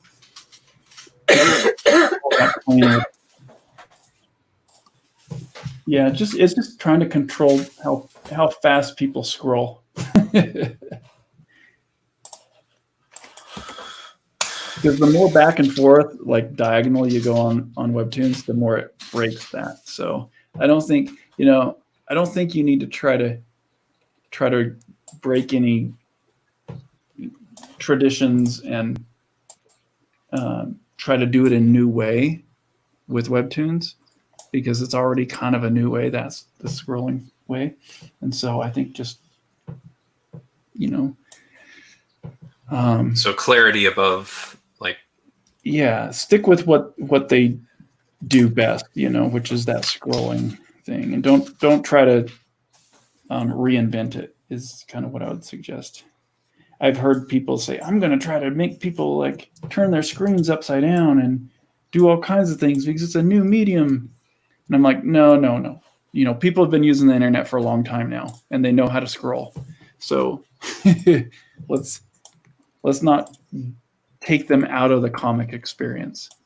That's the one thing you don't want to do. You don't want to remind them all the time that they're reading a comic on their phone and they got to figure it out how to get to the next panel and where to go and where to look, you know?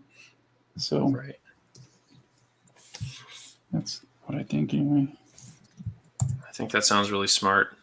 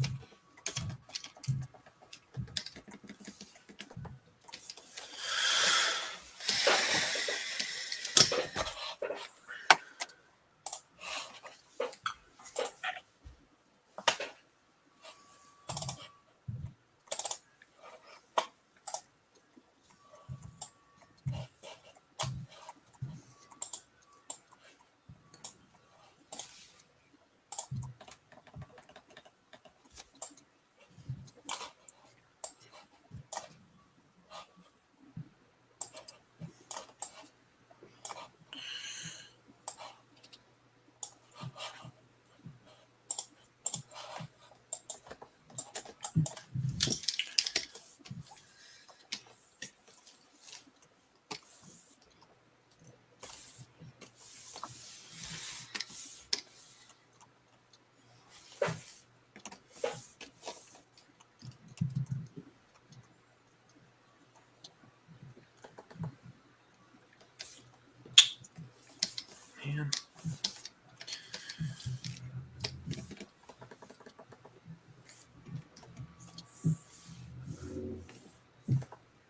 Jason, I know you mentioned about getting Phobos out to your patrons. Have you considered maybe throwing the files over into Clip Studio and creating a 3D magazine?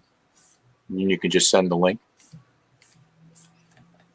And then let's see, how does that work? Do they have to have Clip Studio, or do they just? No, they don't need to have. You can send it to Twitter. You can send it to your Facebook page. You can actually create a password for people if you want them to enter a password. But before your Patreons, I don't think you'd need to do that. It's just a link, and they go there. And Clip Studio has its own, basically its own publishing thing, and they just go in. They can flip through a 3D version of the book. No, that's Yeah, so cool. well, I've seen the 3D. Yeah. thing. I don't. As long as steps there's no you through it. hurdles- As long as there's no hurdles for people to have to, like, they have to download some software and, you know. Nope, you just send the link and they can view it. I've sent it in sample things through Messenger, through Twitter, and people just click on it and it opens up into the 3D book. Oh, that's awesome. Yeah. I like It doesn't take long. As long as the files are there, it'll format it for you, and then it will give you some options to choose from, whether you want it to be like a hardbound looking book or a glossy finish versus a matte finish on your pages. It really walks you right through it. I think I like that.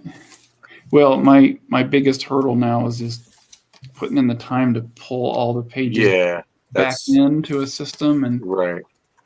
which is frustrating because I know some new people become patrons, and so I can't just publish the newest chapters.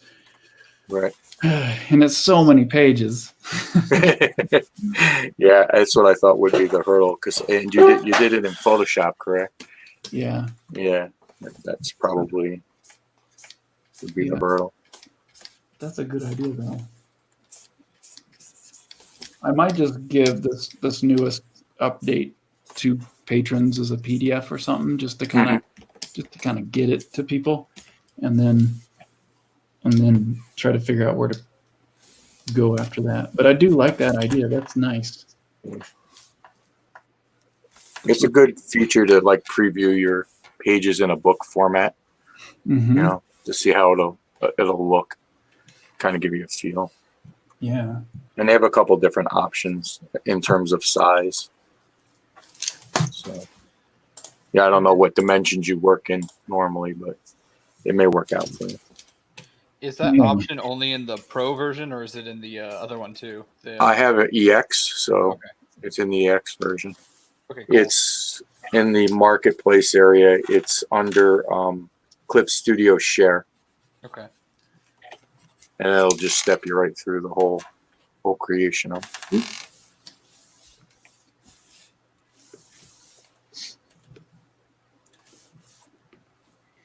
Yeah. Well, that's a good idea. Kind of clung to the WordPress stuff for so long, and I'm kind of been forced to finally just go, okay, I got to find a different way now. I don't think that's a bad thing.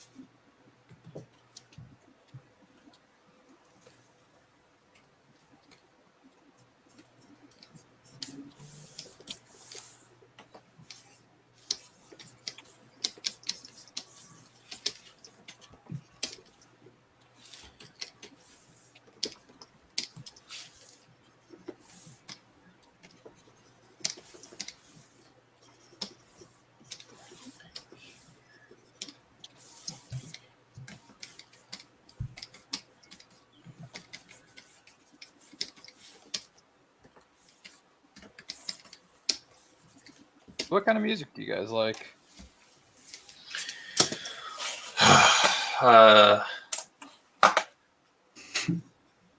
Dang. It sounded like that was just a real heavy question. That's the hardest question anybody's asked me. Next question. That's just too heavy, man. Oh, boy. Um, I do.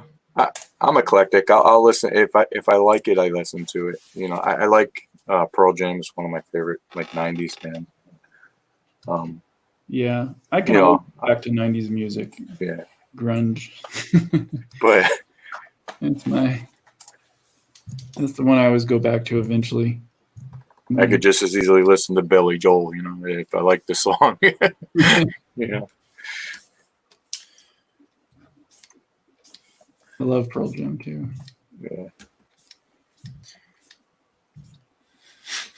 In fact, one of my there's a song I'm trying to get finished that I've been working on. I wrote it a long time ago about my wife, and I finally got it to where I'm like, yeah, I'm kind of happy with the recording. I just need a bass and I need some sort kind of guitar solo and stuff. And I looked up on Fiverr, and there's this one guy on there that says, I will make a Nirvana sounding like track for you. And he's like does drums and bass and guitar, and it all sounds exactly like Nirvana, but just other kind of music, you know, like, so it's not a Nirvana song. And so I emailed him. I was like, hey, can you make a Nirvana solo for this and a Nirvana bass line? And he's like, sure, $7. And I'm like, all right, sold. So we'll see how that turns out. Yeah, no, you have to do a video on that when you get it all together. Oh yeah, when I get it done, I'll put it out for sure. Super cool. It's just so slow to get songs mastered and done and all the parts working right. Yeah. It's sounding really good though now. Like I could probably get it mastered as is, and I would be happy with it. It has kind of a Jack Johnson vibe right now, but I have a drummer, a really good drummer who does a nice drum track for my songs now. So it's fun. Oh. But if this Nirvana like wannabe guy works out, I'm gonna like be hiring him for all kinds of stuff.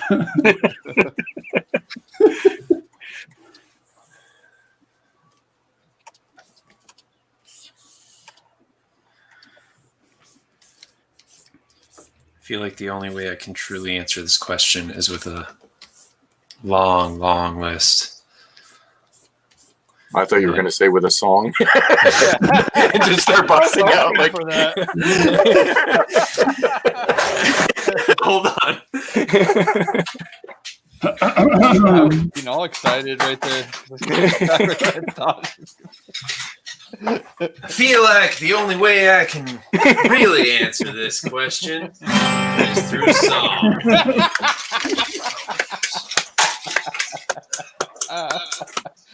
Bravo. I wish I had the thing out so I could have done it sooner.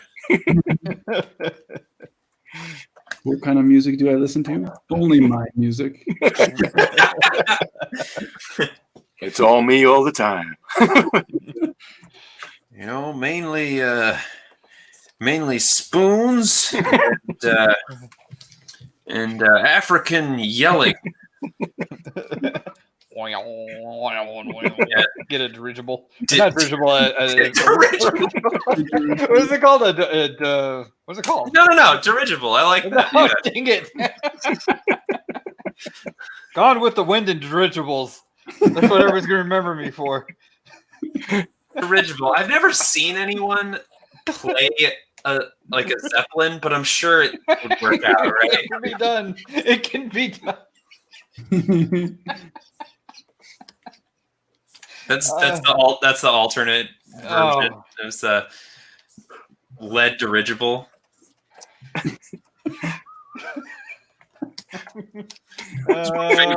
It's my favorite rock band. Iron Dirigible. I'm never gonna live this down. I can't remember what it's called. Didgeridoo. Didgeridoo. Didgeridoo. See, I wasn't so far off though. Dirigible. Didgeridoo. It's all in my brain somewhere. All this information. Question for Jim here: is your comic anything like House of Whispers in the Sandman series? I don't know because I don't know the House of Whispers in the Sandman series. All right. Got out of that one. Dodged the bullet. Boom. Yeah. I'm just going to answer all the questions. I don't know. Just be silent. Let's see. Didgeridoo.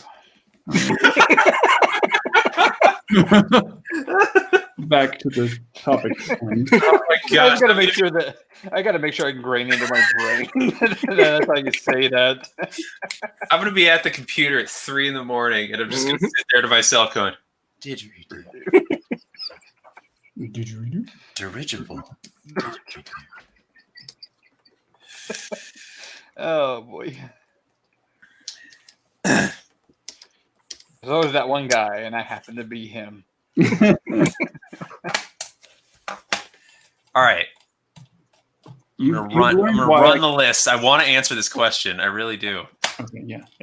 Let's see. Arctic Monkeys, Two Door Cinema Club, David Bowie, Bikini Kill, The Midnight, Say Anything, U2, Owl City, St. Lucia, Daft Punk, The Pillows. Speaking of Fully Cooley, have you listened to like just The Pillows on their own? No. They're the band that did all the music behind the anime. Okay. They're awesome.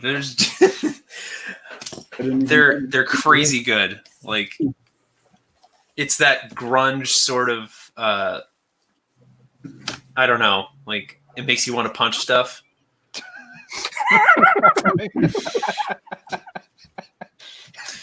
Didgeridoo.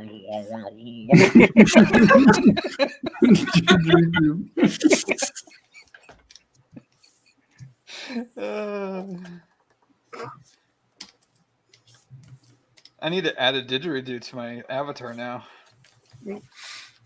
And then on the didgeridoo, it's just going to say dirigible. Somebody point me to the nearest dirigible. Dirigible. What the heck? Oh, Zach, that's why I always am quiet on streams. I say too many things that just don't make sense. I'm fine with it though. I'm fine with saying dumb things that people will be like, oh, yeah, that was that one guy that said that dumb thing. That was funny. That was funny. You know, Yeah. as long as someone's laughing, I think it's okay. Yeah. I'm not worried. I'm not going to get offended. I'm not part of that crowd of offense. But The dirigible offenders. Yeah, the dirigible offenders. They get triggered if you use that word wrong. Yeah. Probably triggering someone for not saying didgeridoo. That really broke me. I don't know why being triggered by didgeridoo was really funny to me, but stop! You're triggering me.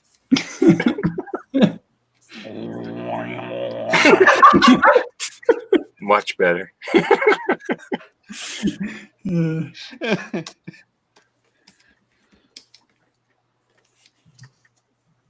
Now, have you guys seen?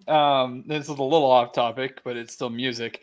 The that whole entire band that does the Huns music, and that guy does the noise grunting or whatever, nose humming.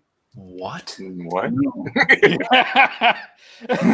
It's weird. It's like a modern Hun band, but they were using like electric instruments that are these ancient Mongolian instrument. And then the main guy that sings is just going like, it's intense though. Like it's weird. It's because of the beat and everything. It makes you feel like we're about to go to battle. Like there's a reason why they make those certain specific sounds, because it's like a kind of like a war cry, and it's intense. Music's intense. You got a name? What's the name of them? Hold on, I'm gonna have to look at my YouTube history. I kind of went down a rabbit hole of them.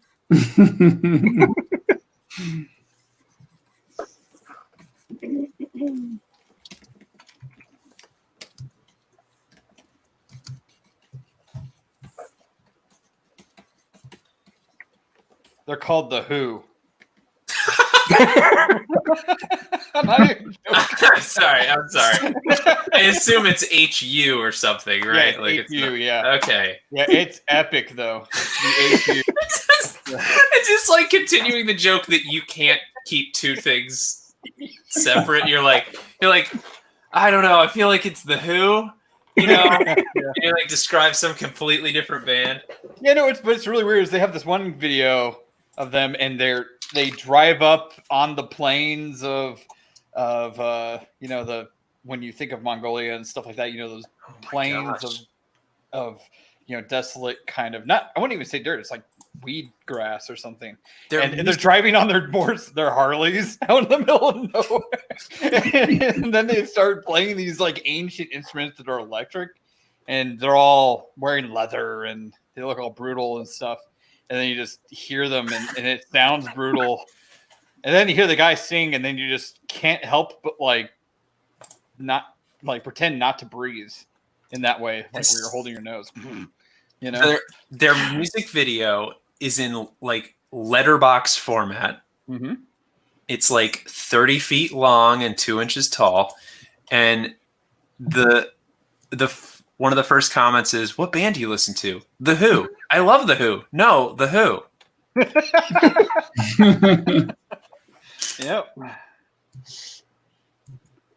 Oh my gosh. This is gnarly. Mm-hmm.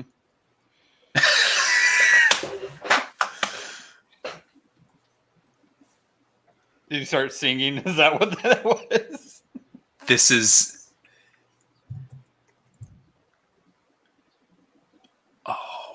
Oh my gosh.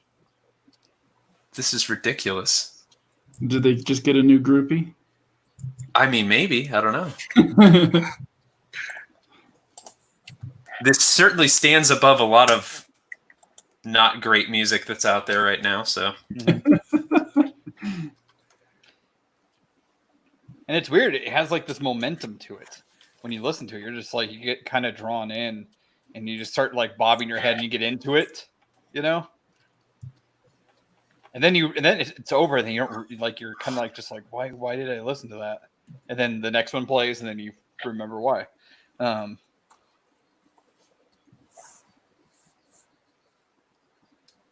If only I knew what they were saying. this is an experience. Mm-hmm. Regardless of if you like it, this is... I don't even know what I am not drawing anymore. I've got to stop looking at this.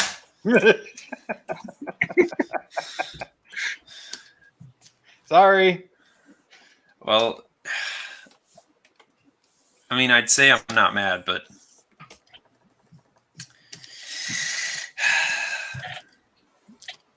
I'll just leave it at that. I don't know. Now, if only they had a dirigible.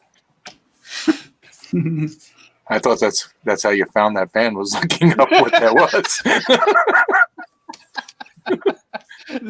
I'm curious what made you go down that rabbit hole.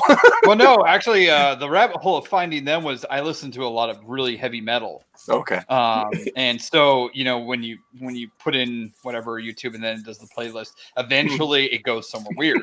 And so eventually it just like in my, I'm drawing and in my head it's going, and I'm going, what is this? And then then you're just like, okay, let's do this. All right, I'm here. Might as well just keep going. I'm already here.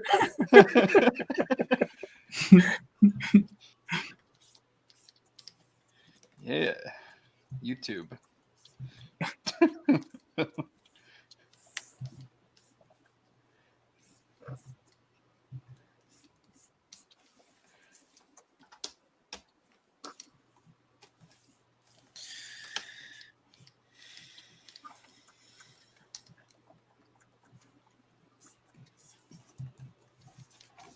The chat is very quiet, and they haven't done anything other than make fun of my didgeridoo.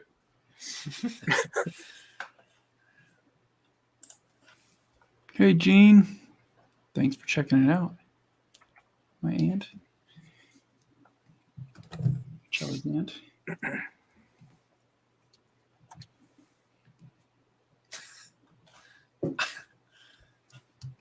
Are you still watching? No. I was laughing because he said my aunt, and I saw her picture, and I can't. I was like, I'm not going to say anything. I can't say anything. And then he went, oh, I mean, Shelly's aunt. It's right. Right here in Idaho.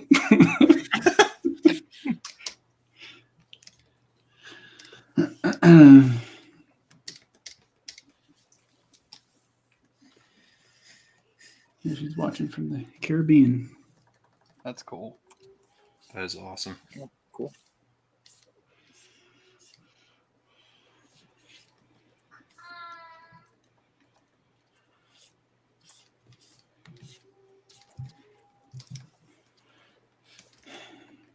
It's weird. I've been on YouTube for so long that I've built up kind of the YouTube community, and then just recently I went on Facebook and started linking everything to Facebook, and so I could stream there and stuff.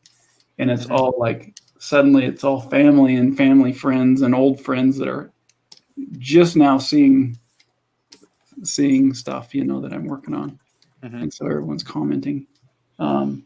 Like my friend John, he saw it on Facebook as well. But it's weird because everyone's coming out of the woodwork. I saw your live thing. That's great. And I'm like, wait, what? Random friends from church, family members. That same thing happened with my grandma. I was doing my own streams, and I was like posting it on Facebook, and I didn't think about the fact that my grandma was on Facebook. And she was like, oh, I love watching you draw. And I went, did I say anything at all that I didn't want my grandma to hear? Not that I'm like out there saying horrible things, but like I was like, is there anything at all? Like I have to go back and watch all of my streams to make sure I didn't.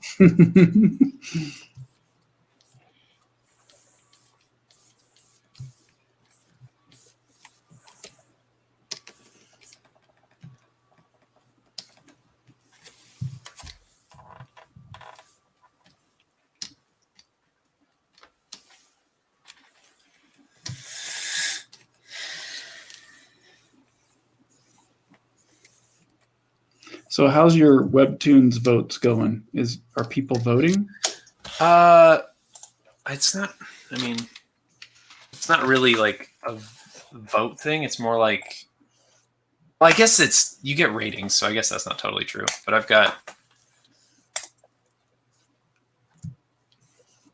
I'm at like a 9.13, which is pretty good out of 10. And I've got 274 subscribers.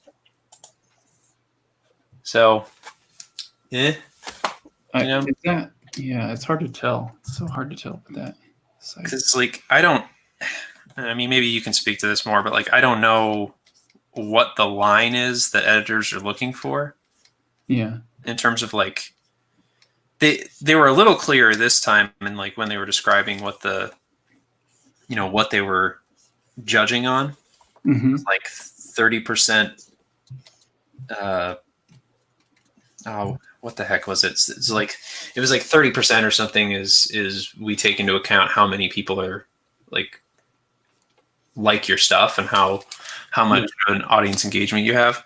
Yeah, which is cool because it makes it sound. It at least makes it sound like I have a chance, even if nobody sees it. Oh yeah. but I don't know. I'm so blind to like. Well, what I've noticed, like it really is just about what's best for webtoons.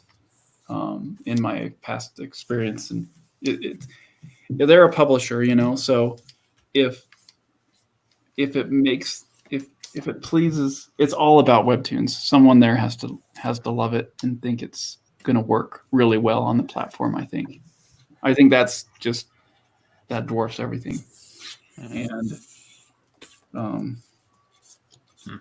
so yeah, and I mean they're really tuned in, so they know what works, and so they're obviously going to love the same things that the crowd loves too. Right. But that's just the biggest thing you have to worry about is kind of publishing a book that makes webtoons happy. At least that's my opinion. Well, as far as I can tell, the people who have read it like it. Yeah. That's all that matters to me right now. That's a really good rating to still be in 9. Yeah, well, every time it went down, because it starts at 10, right? Yeah. And then people. It's funny because if you don't do anything, it counts your viewing as a 10 rating, right? Yeah. So like, so people have to dislike it enough to go in and like dock points from me. So every time the points went down, oh, okay. Somebody hates what I did. Yeah.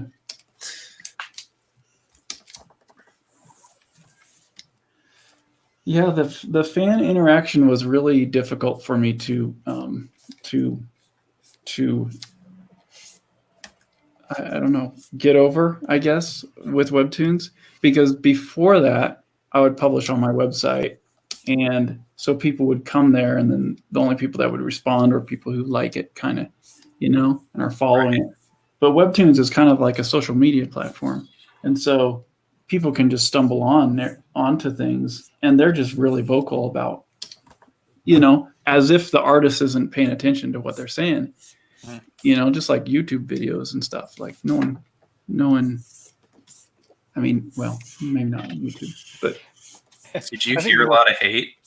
But he got a lot of the comments were like, what is this doing on web? Why is this like? It was a lot of questions on why is this a premium one? Oh yeah, like why is this? Why is not the anime? A lot of them were like, this isn't in the style of webtoon, so why is this a premium? Yeah, and it had nothing to do with the story or the quality of the art or anything. It was just like people going like, well, what mine's an anime? Why is this one on this and not mine? Kind of complaining. Yeah, that's probably a lot of it is because people know that it's kind of a judgment system. Like someone decided to put me on instead of them, because because a lot of people post stuff to webtoons, Yeah. And so it's kind of like, why is he on there? So why is he getting paid and not me? Yeah. That might have been the reason for some of the comments. Yeah. But at first, a lot of the comments were just like, this is too short. Like, why aren't you posting more? And it's tiring to hear it. I'm like, I don't know. I can't tell you how much work this is to do. I was going to say, like, because I've only got so much life force in me. Yeah. Well, they're expecting like the other turner of and you can see the quality though of some of the other webtoons that have like really quick turnarounds. Yeah. And some of them actually have whole teams, Oh, totally. Yeah. But like, the turnaround is like these huge thing and then, and it's all anime, but and a lot of the times it's like the quality is actually pretty subpar as far as, it being clean. I would say the cleanliness of the lines and whatnot and whatnot. Like my biggest one is and I love the webtoon, so don't think I'm bashing on it. Is what was it? The Warrior, like high best warrior or a high level warrior. Oh, I can't remember what it was called, but it was the one where they have the earpieces and the cell phones, and they go into a digital world, and they have a hardcore leveling warrior or something like that.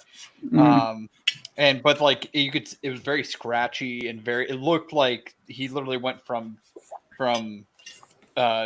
thumbnail to quick sketch to coloring as quickly as he could, and then you just put it on like you could tell like there was like a dip in quality. But the thing is like the story was really good, and for the most part the actual scratchiness and everything worked really well with the comic. So Jennifer, sorry, I'm looking at a question on the chat. Jennifer, my webtoon is called Dead Air. It's right here.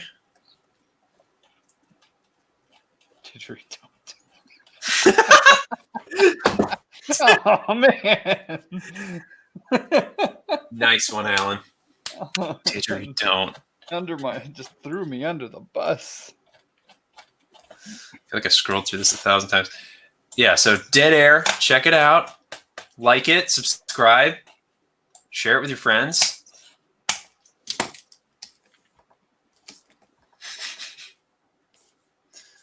Is that obnoxious enough? No. No? Shill more. More shill. I haven't been on Webtoons in forever. Log in. I don't remember anything. Read in.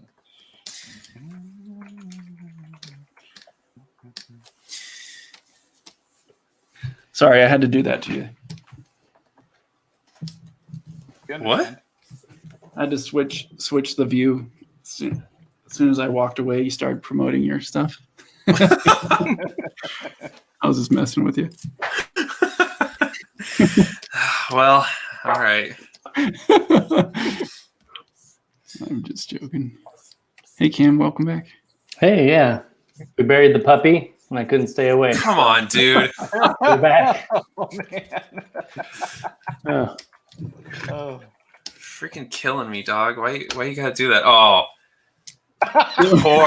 Poor word choice on my part. Wow. Yeah. The wound is raw. Yep.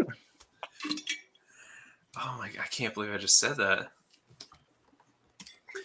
I'm glad, first of all, not actually dead, right? Like, I don't have a puppy.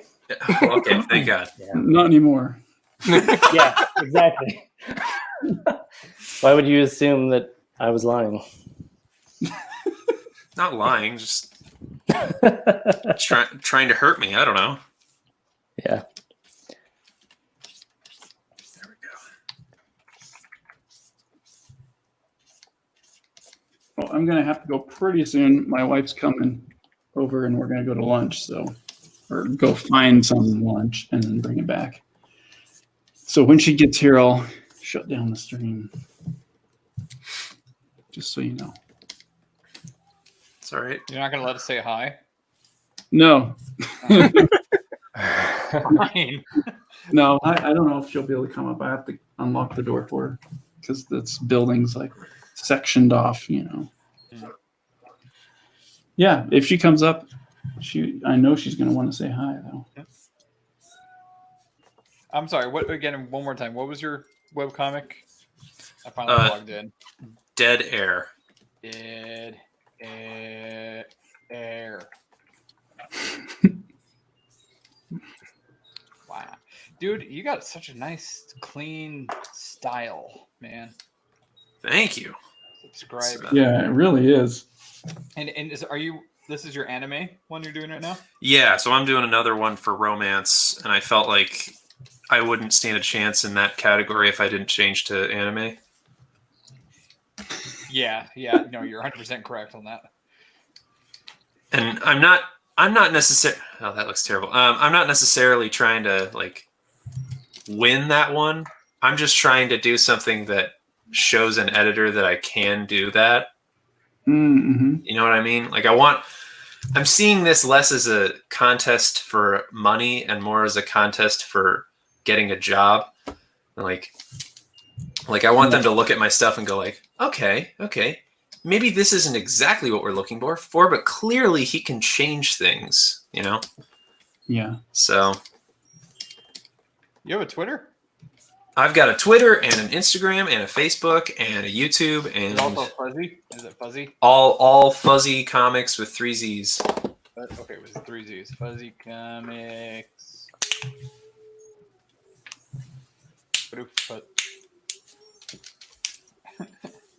At Fuzzy Comics. Oh, there you are. I think. Yeah, that's you. What? Buddy. Yeah, the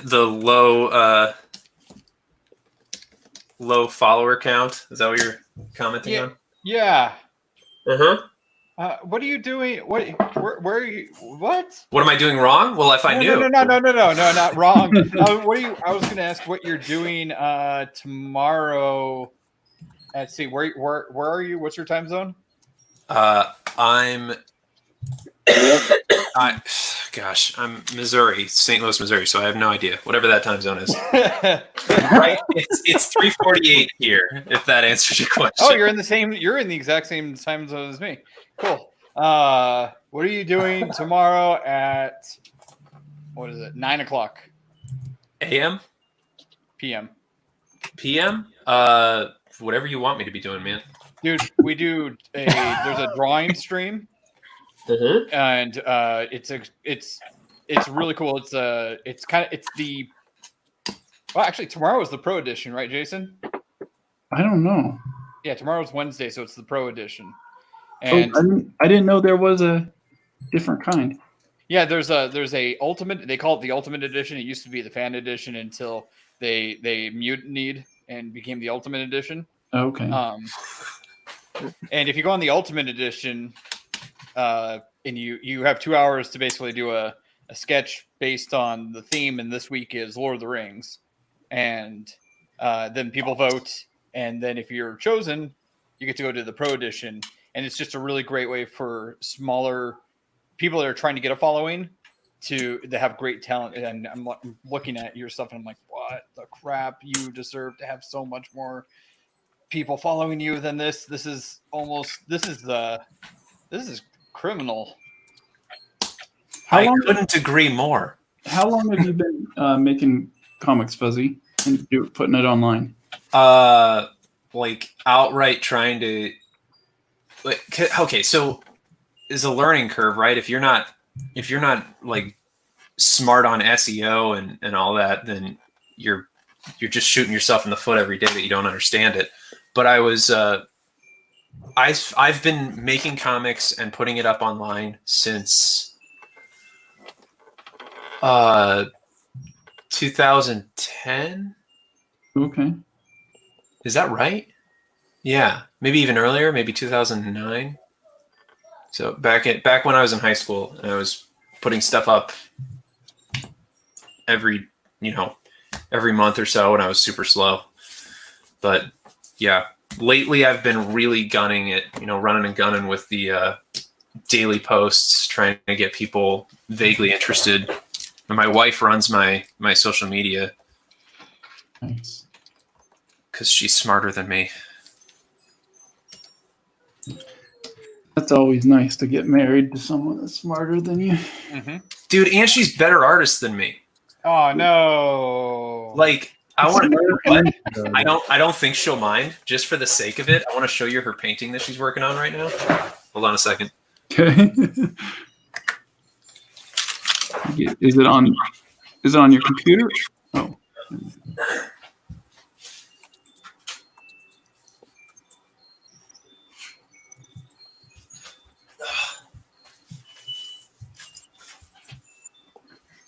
Okay, can you put? Oh, let me put you on screen. Wow. She's doing Like a real talkie. landscape work right now, and this is a work in progress. But like, she'll do this stuff, and then she does like watercolor works of like. Here, let me see if I can leave this for you to ogle while I.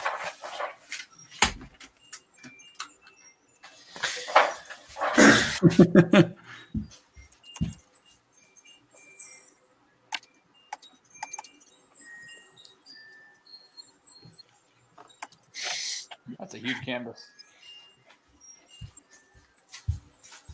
Let's see what we got here. Oh, let me get you back on screen. I'm trying not to get the reflection of the. Oh wow, that's nice. Of course. Yeah. So she does a lot of like. I can't show you a lot of the stuff because it's. There's some. She does figure work, right? Which means there's a whole lot of less than dressed people. So I'm not gonna ruin your stream and potentially get it taken down with that, but I'm pretty sure he appreciates that. Jason. So here we go. Austin Shirtliff is asking Cam. This was asked earlier as well. Cam, how are you sharing your iPad screen? Ooh. You want to know the mysteries of life, do you? The mysteries. Well, all right. I actually plugged my iPad into my iMac, pulled out QuickTime, and then I just did what did I do? Movie recording? That's what I did. New movie recording. And then down here, next to the record, I just chose the iPad. Blam. Wizardry. Huh. For some reason, the screen's not showing it very clearly. For me, anyway. It's probably my internet. It's like getting all crazy. But you do it through QuickTime, record screen, and then choose your iPad, and then it streams it somehow. So I just have QuickTime up like full screen on my Cintiq right now. Uh-huh. And I'm not actually recording what I'm doing. I just have it up, as if I am going to record. And then I choose the iPad as the input. Wow. Kablam. That's interesting. How did you figure that out? That's a good question. I just figured it out this morning Oh, wow. because I knew I was going to be doing this on the iPad. And I thought, how could I do that? Yeah, So that's cool. I was just messing around with settings till something worked.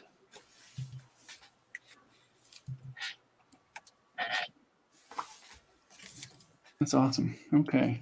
Well, hopefully I'll remember that when someone is trying to get on with their iPad next. That's been an issue in the past.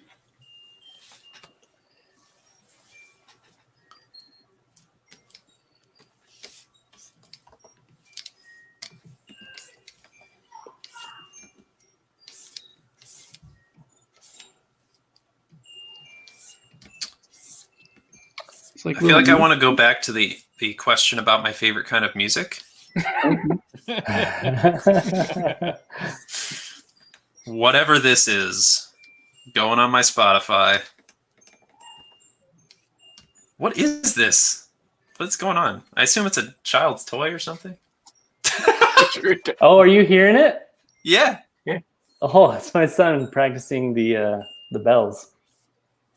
It's Nice. it's good. It's not like I assumed it was some pre-recorded thing, so that's No. that's a great sign. Yeah, he's in percussion, and so you have to play mallet instruments. Beep beep beep beep. Nice. Here's another question from comments. How approach or get in contact with publishers or editors when you don't have contact with anyone in the comic industry? How do you approach or get in contact with these guys? Go to cons. Go to cons is a great one. Also, just do good work, put it online, and then start trying to hit people up, Tag me. The internet's fantastic now for, not that I should talk, but because you just saw that my following is abysmal, but Sorry. No, dude, whatever. It's the truth. But my favorite thing that I heard from the art director at Marvel some years ago was like breaking into comics is like trying to break out of prison. Once you get through one hole, they seal it up so that you can never get in there again. But it's a really accurate way of doing it because, like, it's once they find out that they're being solicited in some particular way, that they're less likely to hear people in that manner. And I don't know. It's Well, it's kind of like at DreamWorks. I would ask people how they got in, and everybody had a different answer. And it kind of became clear that there is no real method. I mean, there's the one person I knew that went to Cal Arts and got accepted straight in. But that was the outlier almost. the what is considered traditional way to do it, you know.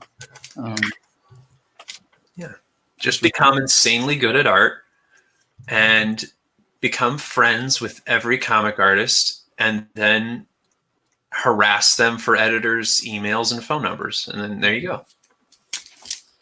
Just be annoying. Yeah. So in my experience, it seems like it's all about patience. Not everybody has that luxury, you know, but in my experience, as long as I'm producing things and have finished work that I'm sharing, it results in work. It results in people seeing it, you know, like it's less, I guess, who I know and more about who knows me. Yeah. So comics work I get is just because people find me and they see comics work I've done. Like you just have to have something out there. You could say I'm a comic artist, and then if you're not actually finishing any comics, nobody cares that you're a quote unquote comics artist, right? Yeah. Like it just doesn't make any difference. So I don't know. I found that it's way more important that I actually have something to show and then share it. And then it just takes, you know, years, and then people find it. I would say it took me like 7 years before I started getting regular job inquiries from people where I had to start turning stuff down and say, no, I can't do that. I've got this stuff going or whatever. Yeah. I would say personal projects is the number one thing that gets me as far as jobs. Like doing this alone has gotten me more commission and job opportunities, you know, than me trying to advertise myself on specifically like comic sites and whatnot. You know, all those like find freelance comic stuff and whatnot. Just doing my own personal work and having it out there. Yeah. It's gotten me like I've already gotten 3 people to ask me if I want to do a comic after I'm done with this, and I'm like, maybe I'll do your comic, maybe, you know. Yeah, I second Zach's response. As far as getting actual work is personal projects for me. That's been my whole career. It was completely because of personal projects. Really. And dirigibles. You say it one more time. I'm going to draw one. And then you're going to be responsible for me not doing the work that I'm supposed to be doing. Your wife's going to yell at me. She will find you. Yeah, and I'll tell my wife it wasn't my fault, and then she'll be like, "Come on, was it really yours fault?" And I'll be like, "Yeah." My wife doesn't put up with any crap. No, because because she won't come after you. She'll come after me. Huh. Everything's my fault, man. I'll be like, okay, you didn't have to. Why does it feel like we should have a stream where we're all working, but our wives are the only ones allowed to talk, so they can complain about how like weird it is to be married to an artist and whatnot, and all the Man, my problems. wife has wanted to do that for so long. Like have all the wives on. My wife would totally do it. Yeah. She loves it. She loves jumping on the streams and stuff. I wonder if my wife would. I don't know. I like how we could almost hear your thoughts right there.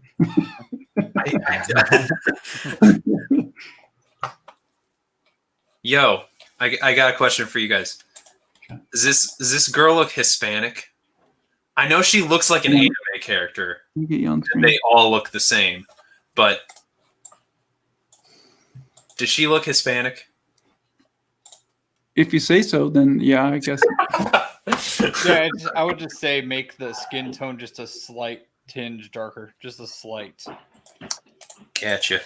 And it's just because it's darker than his right now, Mhm. but it's not dark enough where it kind of looks like Oh. she's oh, That was a little dark. yeah, a little too, My bad. you know. Yeah, I think it. Especially if you're saying she's Hispanic, it's believable. Maybe add a little bit more orange to the tint instead of just making Yeah. The trouble, of course, is that I'm trying to stick to my color scheme. yeah. I'm only inevitably going Make to a new one. Just kidding. Okay, yeah, that's better. Wow, that looks so different on the stream than it does on my screen.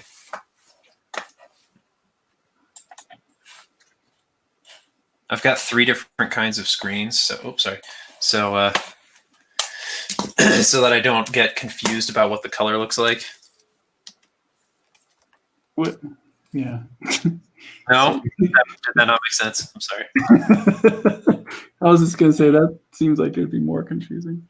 Well, okay, so like, if I'm creating with the idea that it will be primarily consumed digitally, I want to make sure that it still looks good on most screens. Yeah, yeah. And if I get stuck on the one screen that I'm on, I'm like, oh, it looks great on this one, and then I pull it to another screen and it's like super dark, or it's so. I think the best test of that calibration is to get it to on like a, you know how you have it on your Webtoons, but then you look at it through your phone, because those are like the best calibrated as far as color I've found is just like phone screens for like especially iPhones. Like they have the best calibration. But I can't trust everyone's screens to be the same. So I have to work more in a reverse way, like assume that everybody's screens are completely different and say like, at least as long as it looks readable and good on all of these screens, then on these 3 screens, then I'm good to go. Yeah. Man, I just don't even think about it as far as how anyone else is gonna look at the color. Yeah. Well, If it's good on my screen, I'm like, well, it'll be close on theirs. I think I don't think I could get away with that actually. I think Yeah. sorry.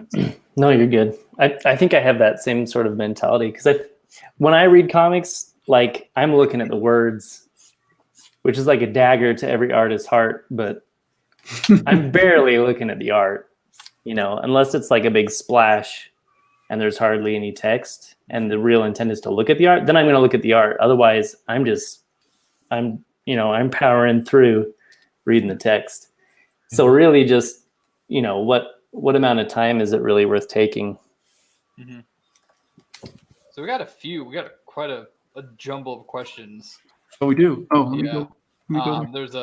There's a person called Scribbling the World that has a kind of a thread of questions, and then we got a Kevin has some questions.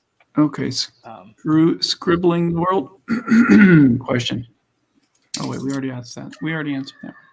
Yeah, it's a bit further down. Down. Question, Kickstarter question. For the first project comic, what would be a realistic goal for an average Joe?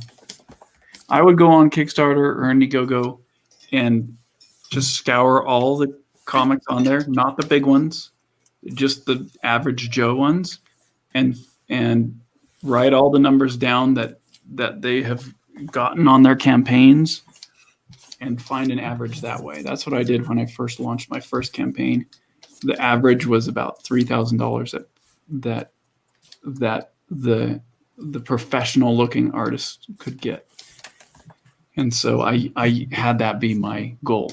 And I figured, hey, if I can't hit that, then I can't afford to print this thing. That would be my suggestion. So it takes a little homework.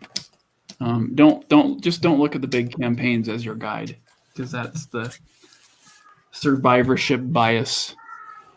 I don't know if that makes sense. It's like you only look. Exclude Jason. Huh? Exclude Jason. Yeah, don't study my campaign at all, because if you're only looking at the big successful ones, your data is skewed, and so you have to take into account all the ones that failed and didn't get funded, the obscure ones that nobody looks at. So that's survivorship bias. People only pay attention to the ones that succeed. So I would suggest go through it and select comics, select ending soon. I think you can still do that on Kickstarter and Indiegogo, and just see across the board what are the averages of the average comics, and how much are they making, and then I would use that as your starting point. I would say if you don't have any following whatsoever, but your campaign looks really decent as far as level of skill, not like, how do I say this gently, not Tumblr. If it looks like a Tumblr project, you might want to get a following before you decide to launch anything. Yeah. If it looks like pro level, the same stuff that's being outputted by Image and DC and whatnot, then you probably could. Then you could probably just go and figure out, like, hey, this is how many books I want to print, and you go and figure out your metrics, and then base it on that. And because you'll find that maybe you don't need as much as some other people, so it'll actually make it better than the average, which is what I did for my stuff. And it seemed like I was way more successful than I thought it was going to be because of that. So. Is it true that they say to keep your goal lower, because if you surpass your goal at a greater percentage, they'll put you to the forefront of viewership on those sites? Indiegogo, that works. Okay. The algorithm I wasn't works sure. that way. I think that used to work on Kickstarter, but now I think Kickstarter is a little bit more in control of how people see things. Mhm. So it's a little more difficult to figure that out for Kickstarter.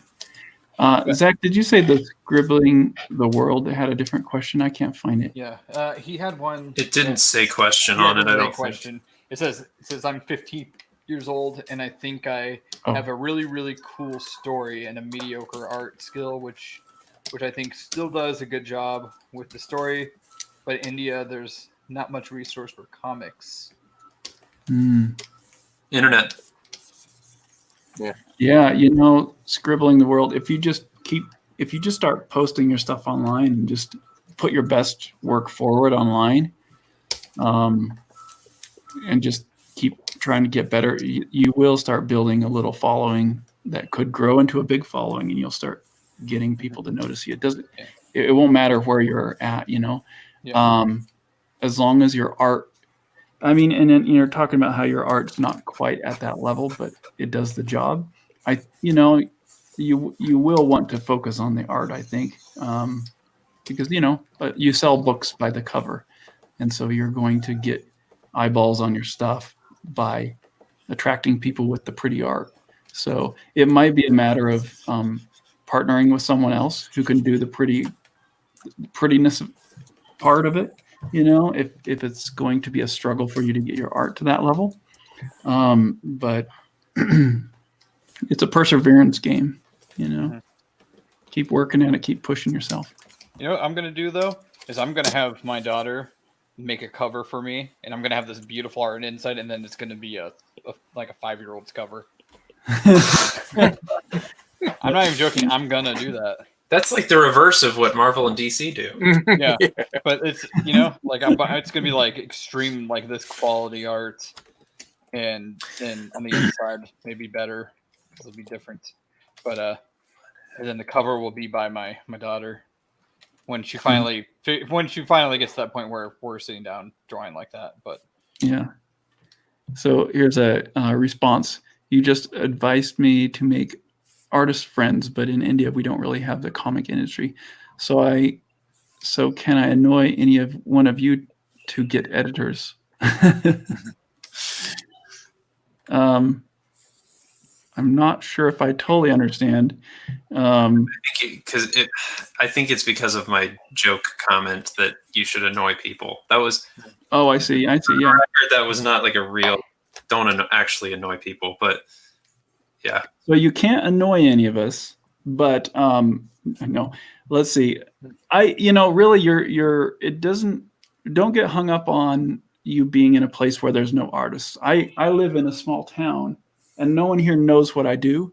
I have a couple people that get it here who actually help me, but I didn't move here because of the rich artistic heritage in comics, and so I really don't think that matters. I think just really push yourself to make amazing work and put it online, make it accessible, and be nice to people online, and you'll make friends, and your art will start getting a following no matter where you're at. As long as you have an internet connection and a passion and a drive to keep getting better and keep putting it out there. And he said he's young, right? Yeah, he said He's 15. Yeah, you're young, so you take the time to hone your craft.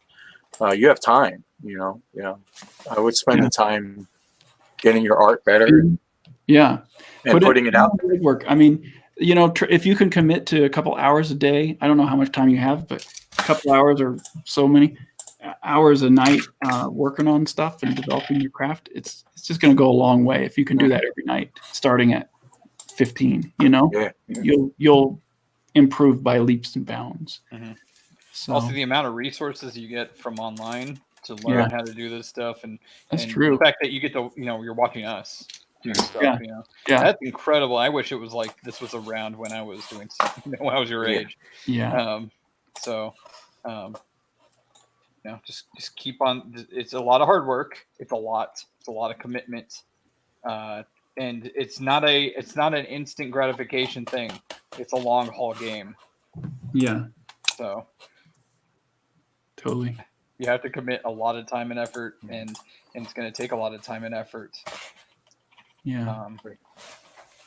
Unless you just have a lot of money, you can just hire whoever you want. But Yeah. But the good news is you're young, so you have a lot of time to spend to do that. Mm-hmm. You're welcome. Thanks for asking the questions. Okay. Well, my wife still hasn't showed up. She said she was coming.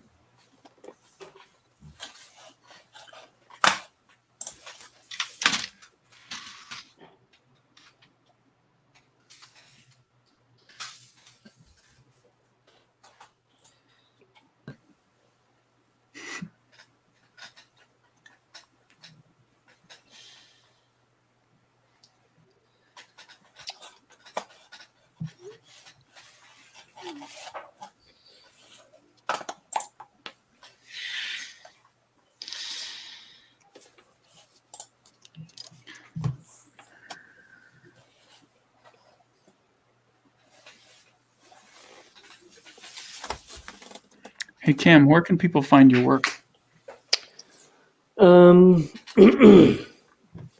If you go to camkendall.com, there's a lot of links there. Kendell. This comic I'm working on now is at gnomecomic.com. Okay. And then I have a Patreon /camkendall. Awesome.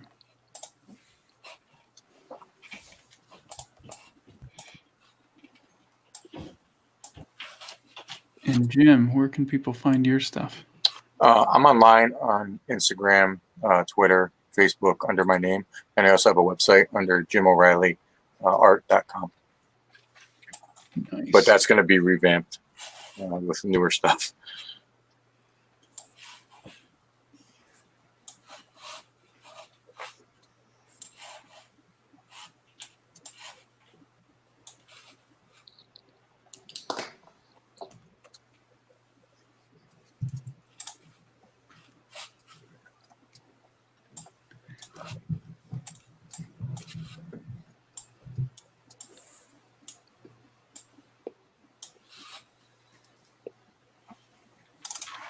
Oh, I think I'm done with the spread.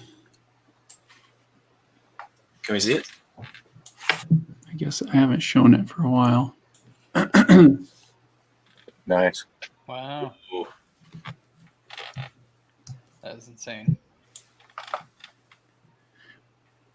It looks kind of gross from afar. It's just the graininess of using the what is that?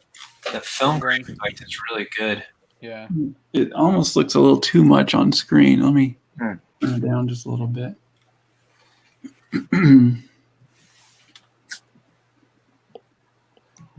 There's little things I kind of want to clean up, but I feel like I've spent too much time already, so I want to almost take my own advice and just keep moving forward. I love all those hands. It's ridiculous, and then arms and hands. And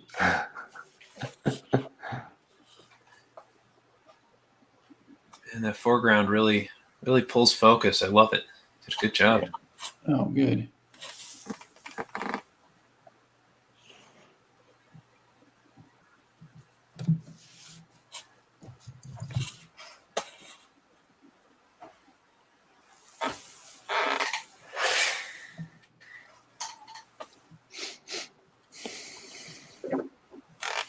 Is that guy eating an arm, or is that his mustache? I'm sorry, it's so small I can't tell. Yeah, it's his ridiculous mustache. Oh, that's even better. Man, is that like water or like goopy stuff that the squid's going into? I don't know. Yes. Yes, it is. Clearly not important. Never mind. Yeah, it's one of those secondary things that. In a previous page, I had her dumping something into a container that looks similar to this, and so I'm kind of playing with the obscurity idea with it, like It looks like it could be viscous. yeah. Actually, that might be the way I title it in the page where I have a similar situation, a similar scene. Let me pull it up. It could be viscous. It could be. It's I titled. could have used that exact word to describe it.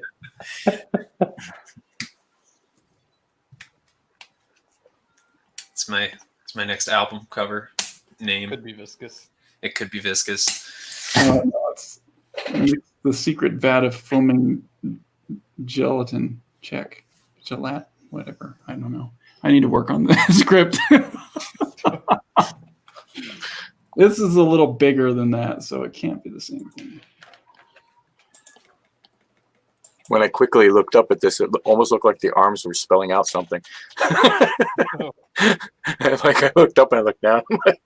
Oh, you're Wait, right. was he spelling something in there? Really?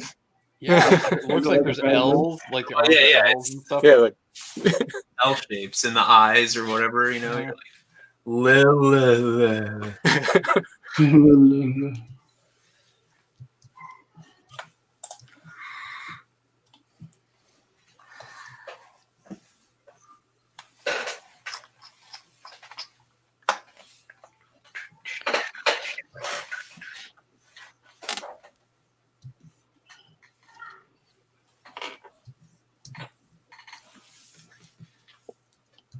Love Okay. the lighting on that.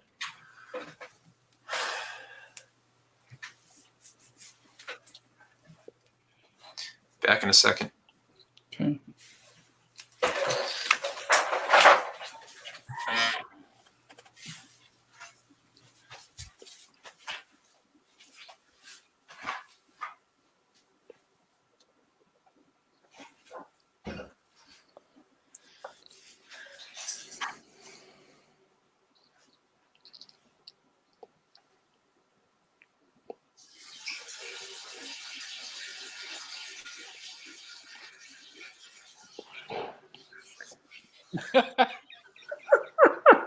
We all look at.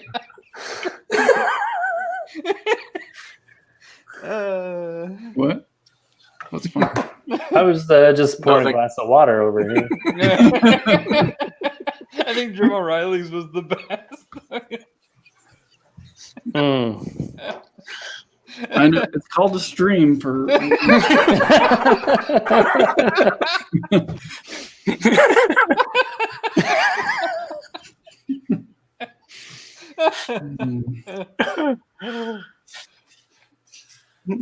Mm.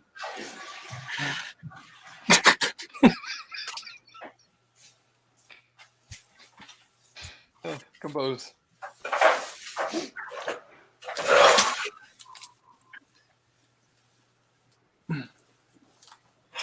Can't be good for me to hold it like that, man.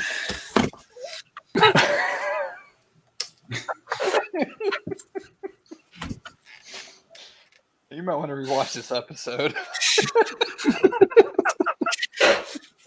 Kidding me? I'm gonna cut it together and play my highlight reel. Yeah. Post it up to my YouTube channel and be like, "This is what you can expect from a guy like me." Oh. Hanging out with artists who are far better than me and making off-color jokes, and also accidentally saying, "What did I say about the dog?" Killing me? Something? Yeah. Oh, you're killing me, dog. Yeah. Yeah. You're killing me, dog. You're killing me, dog.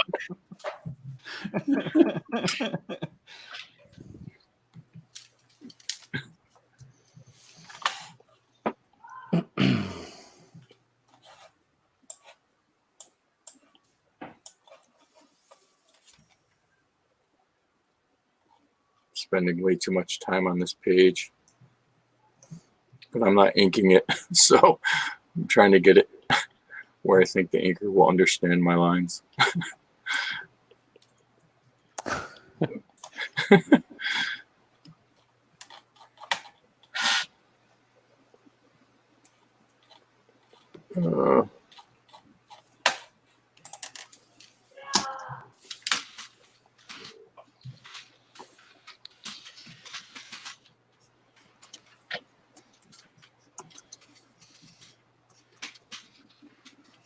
I need to stop zooming in. No one's ever going to look that close. You don't know that. I look that close.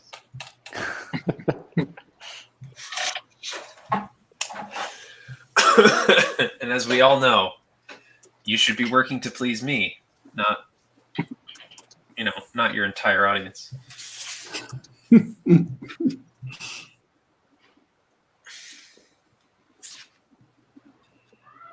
Okay. I think I'm gonna call it a day on this one. I don't know. I want to keep going, but I need to keep moving forward on pages. I'm very pleased with how this previous one turned out.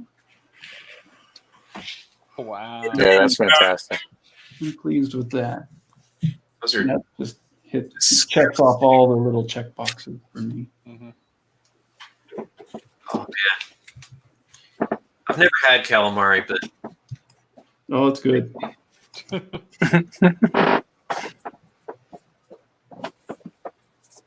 That is so good. who's everybody's favorite comic artist of all time? Oh, wow, that's Who's tough. Question. Who's your favorite comic artist? Yeah, of all time. I don't know. That is a hard one. I can't narrow it to one. You said top like 5 or something. Like I like different things from different artists. You can say top 5. Love Frazetta. Yeah. Love Jim Lee's work, his pencil work, not his ink stuff. When he's inking his own stuff, I don't really care for it. Yeah. Jeez. Hey, real quick, let me address this question. Aaron's asking, what is Brew Crew YouTube membership Patreon thing? So Brew Crew is I was able to just get memberships on my YouTube channel, so I called it the Brew Crew. So I'm thinking though that I will start giving links to things that I usually give to patrons only, to anyone who's in the Brew Crew. Hi. Hello.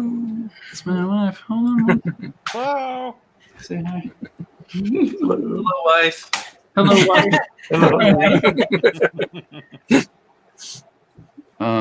So yeah, Brew Crew is still kind of up in the air. I'm going to have some higher tiers that are similar to patrons, and so that there can be the ability to get the Phobos comics and things like this when I offer it to patrons.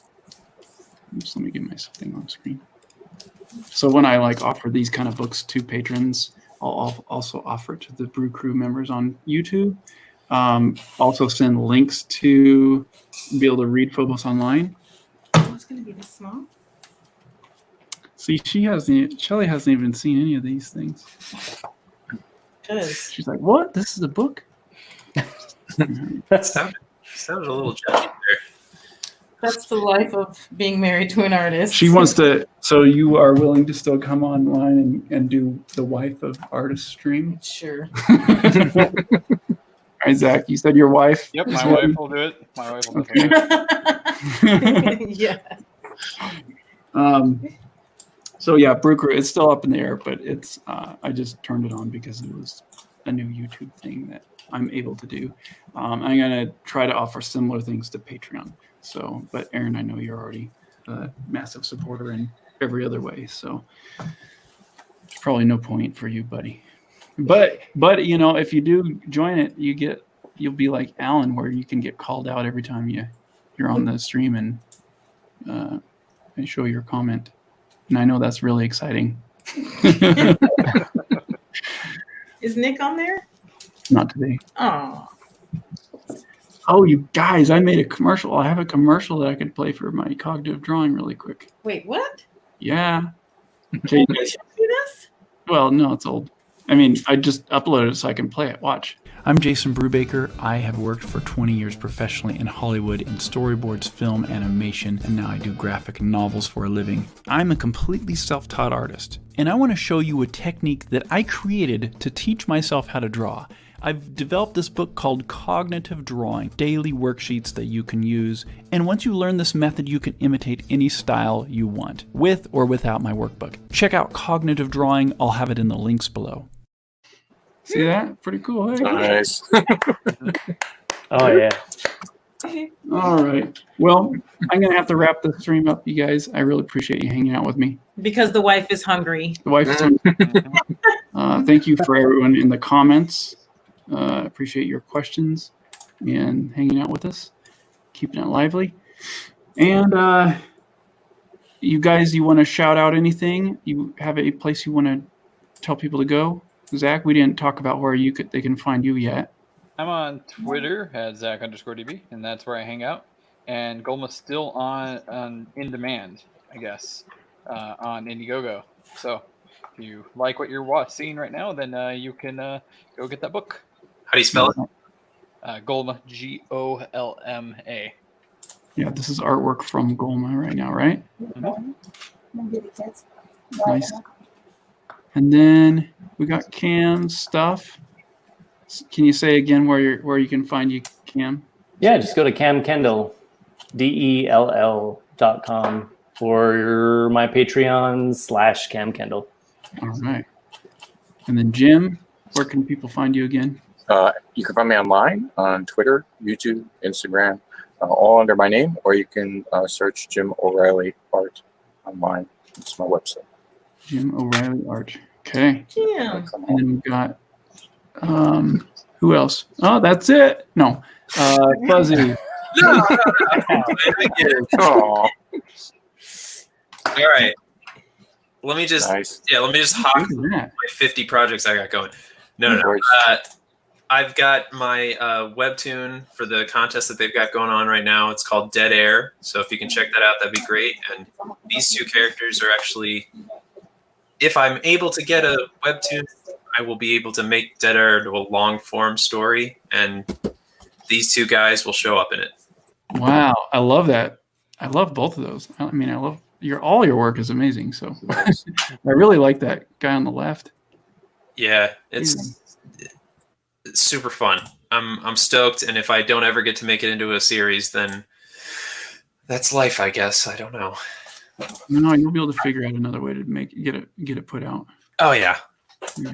And then I also have this love story that will be another submission to that contest. So What's it called? the pending title is Origami Princess and the Jazz Man. Cool. That's awesome. I'm trying to go for the most cumbersome, annoying title that I can. That's great. All right, guys. Well, thanks again for joining me. And Thanks for having us on. yeah, we'll see you guys next time. All right.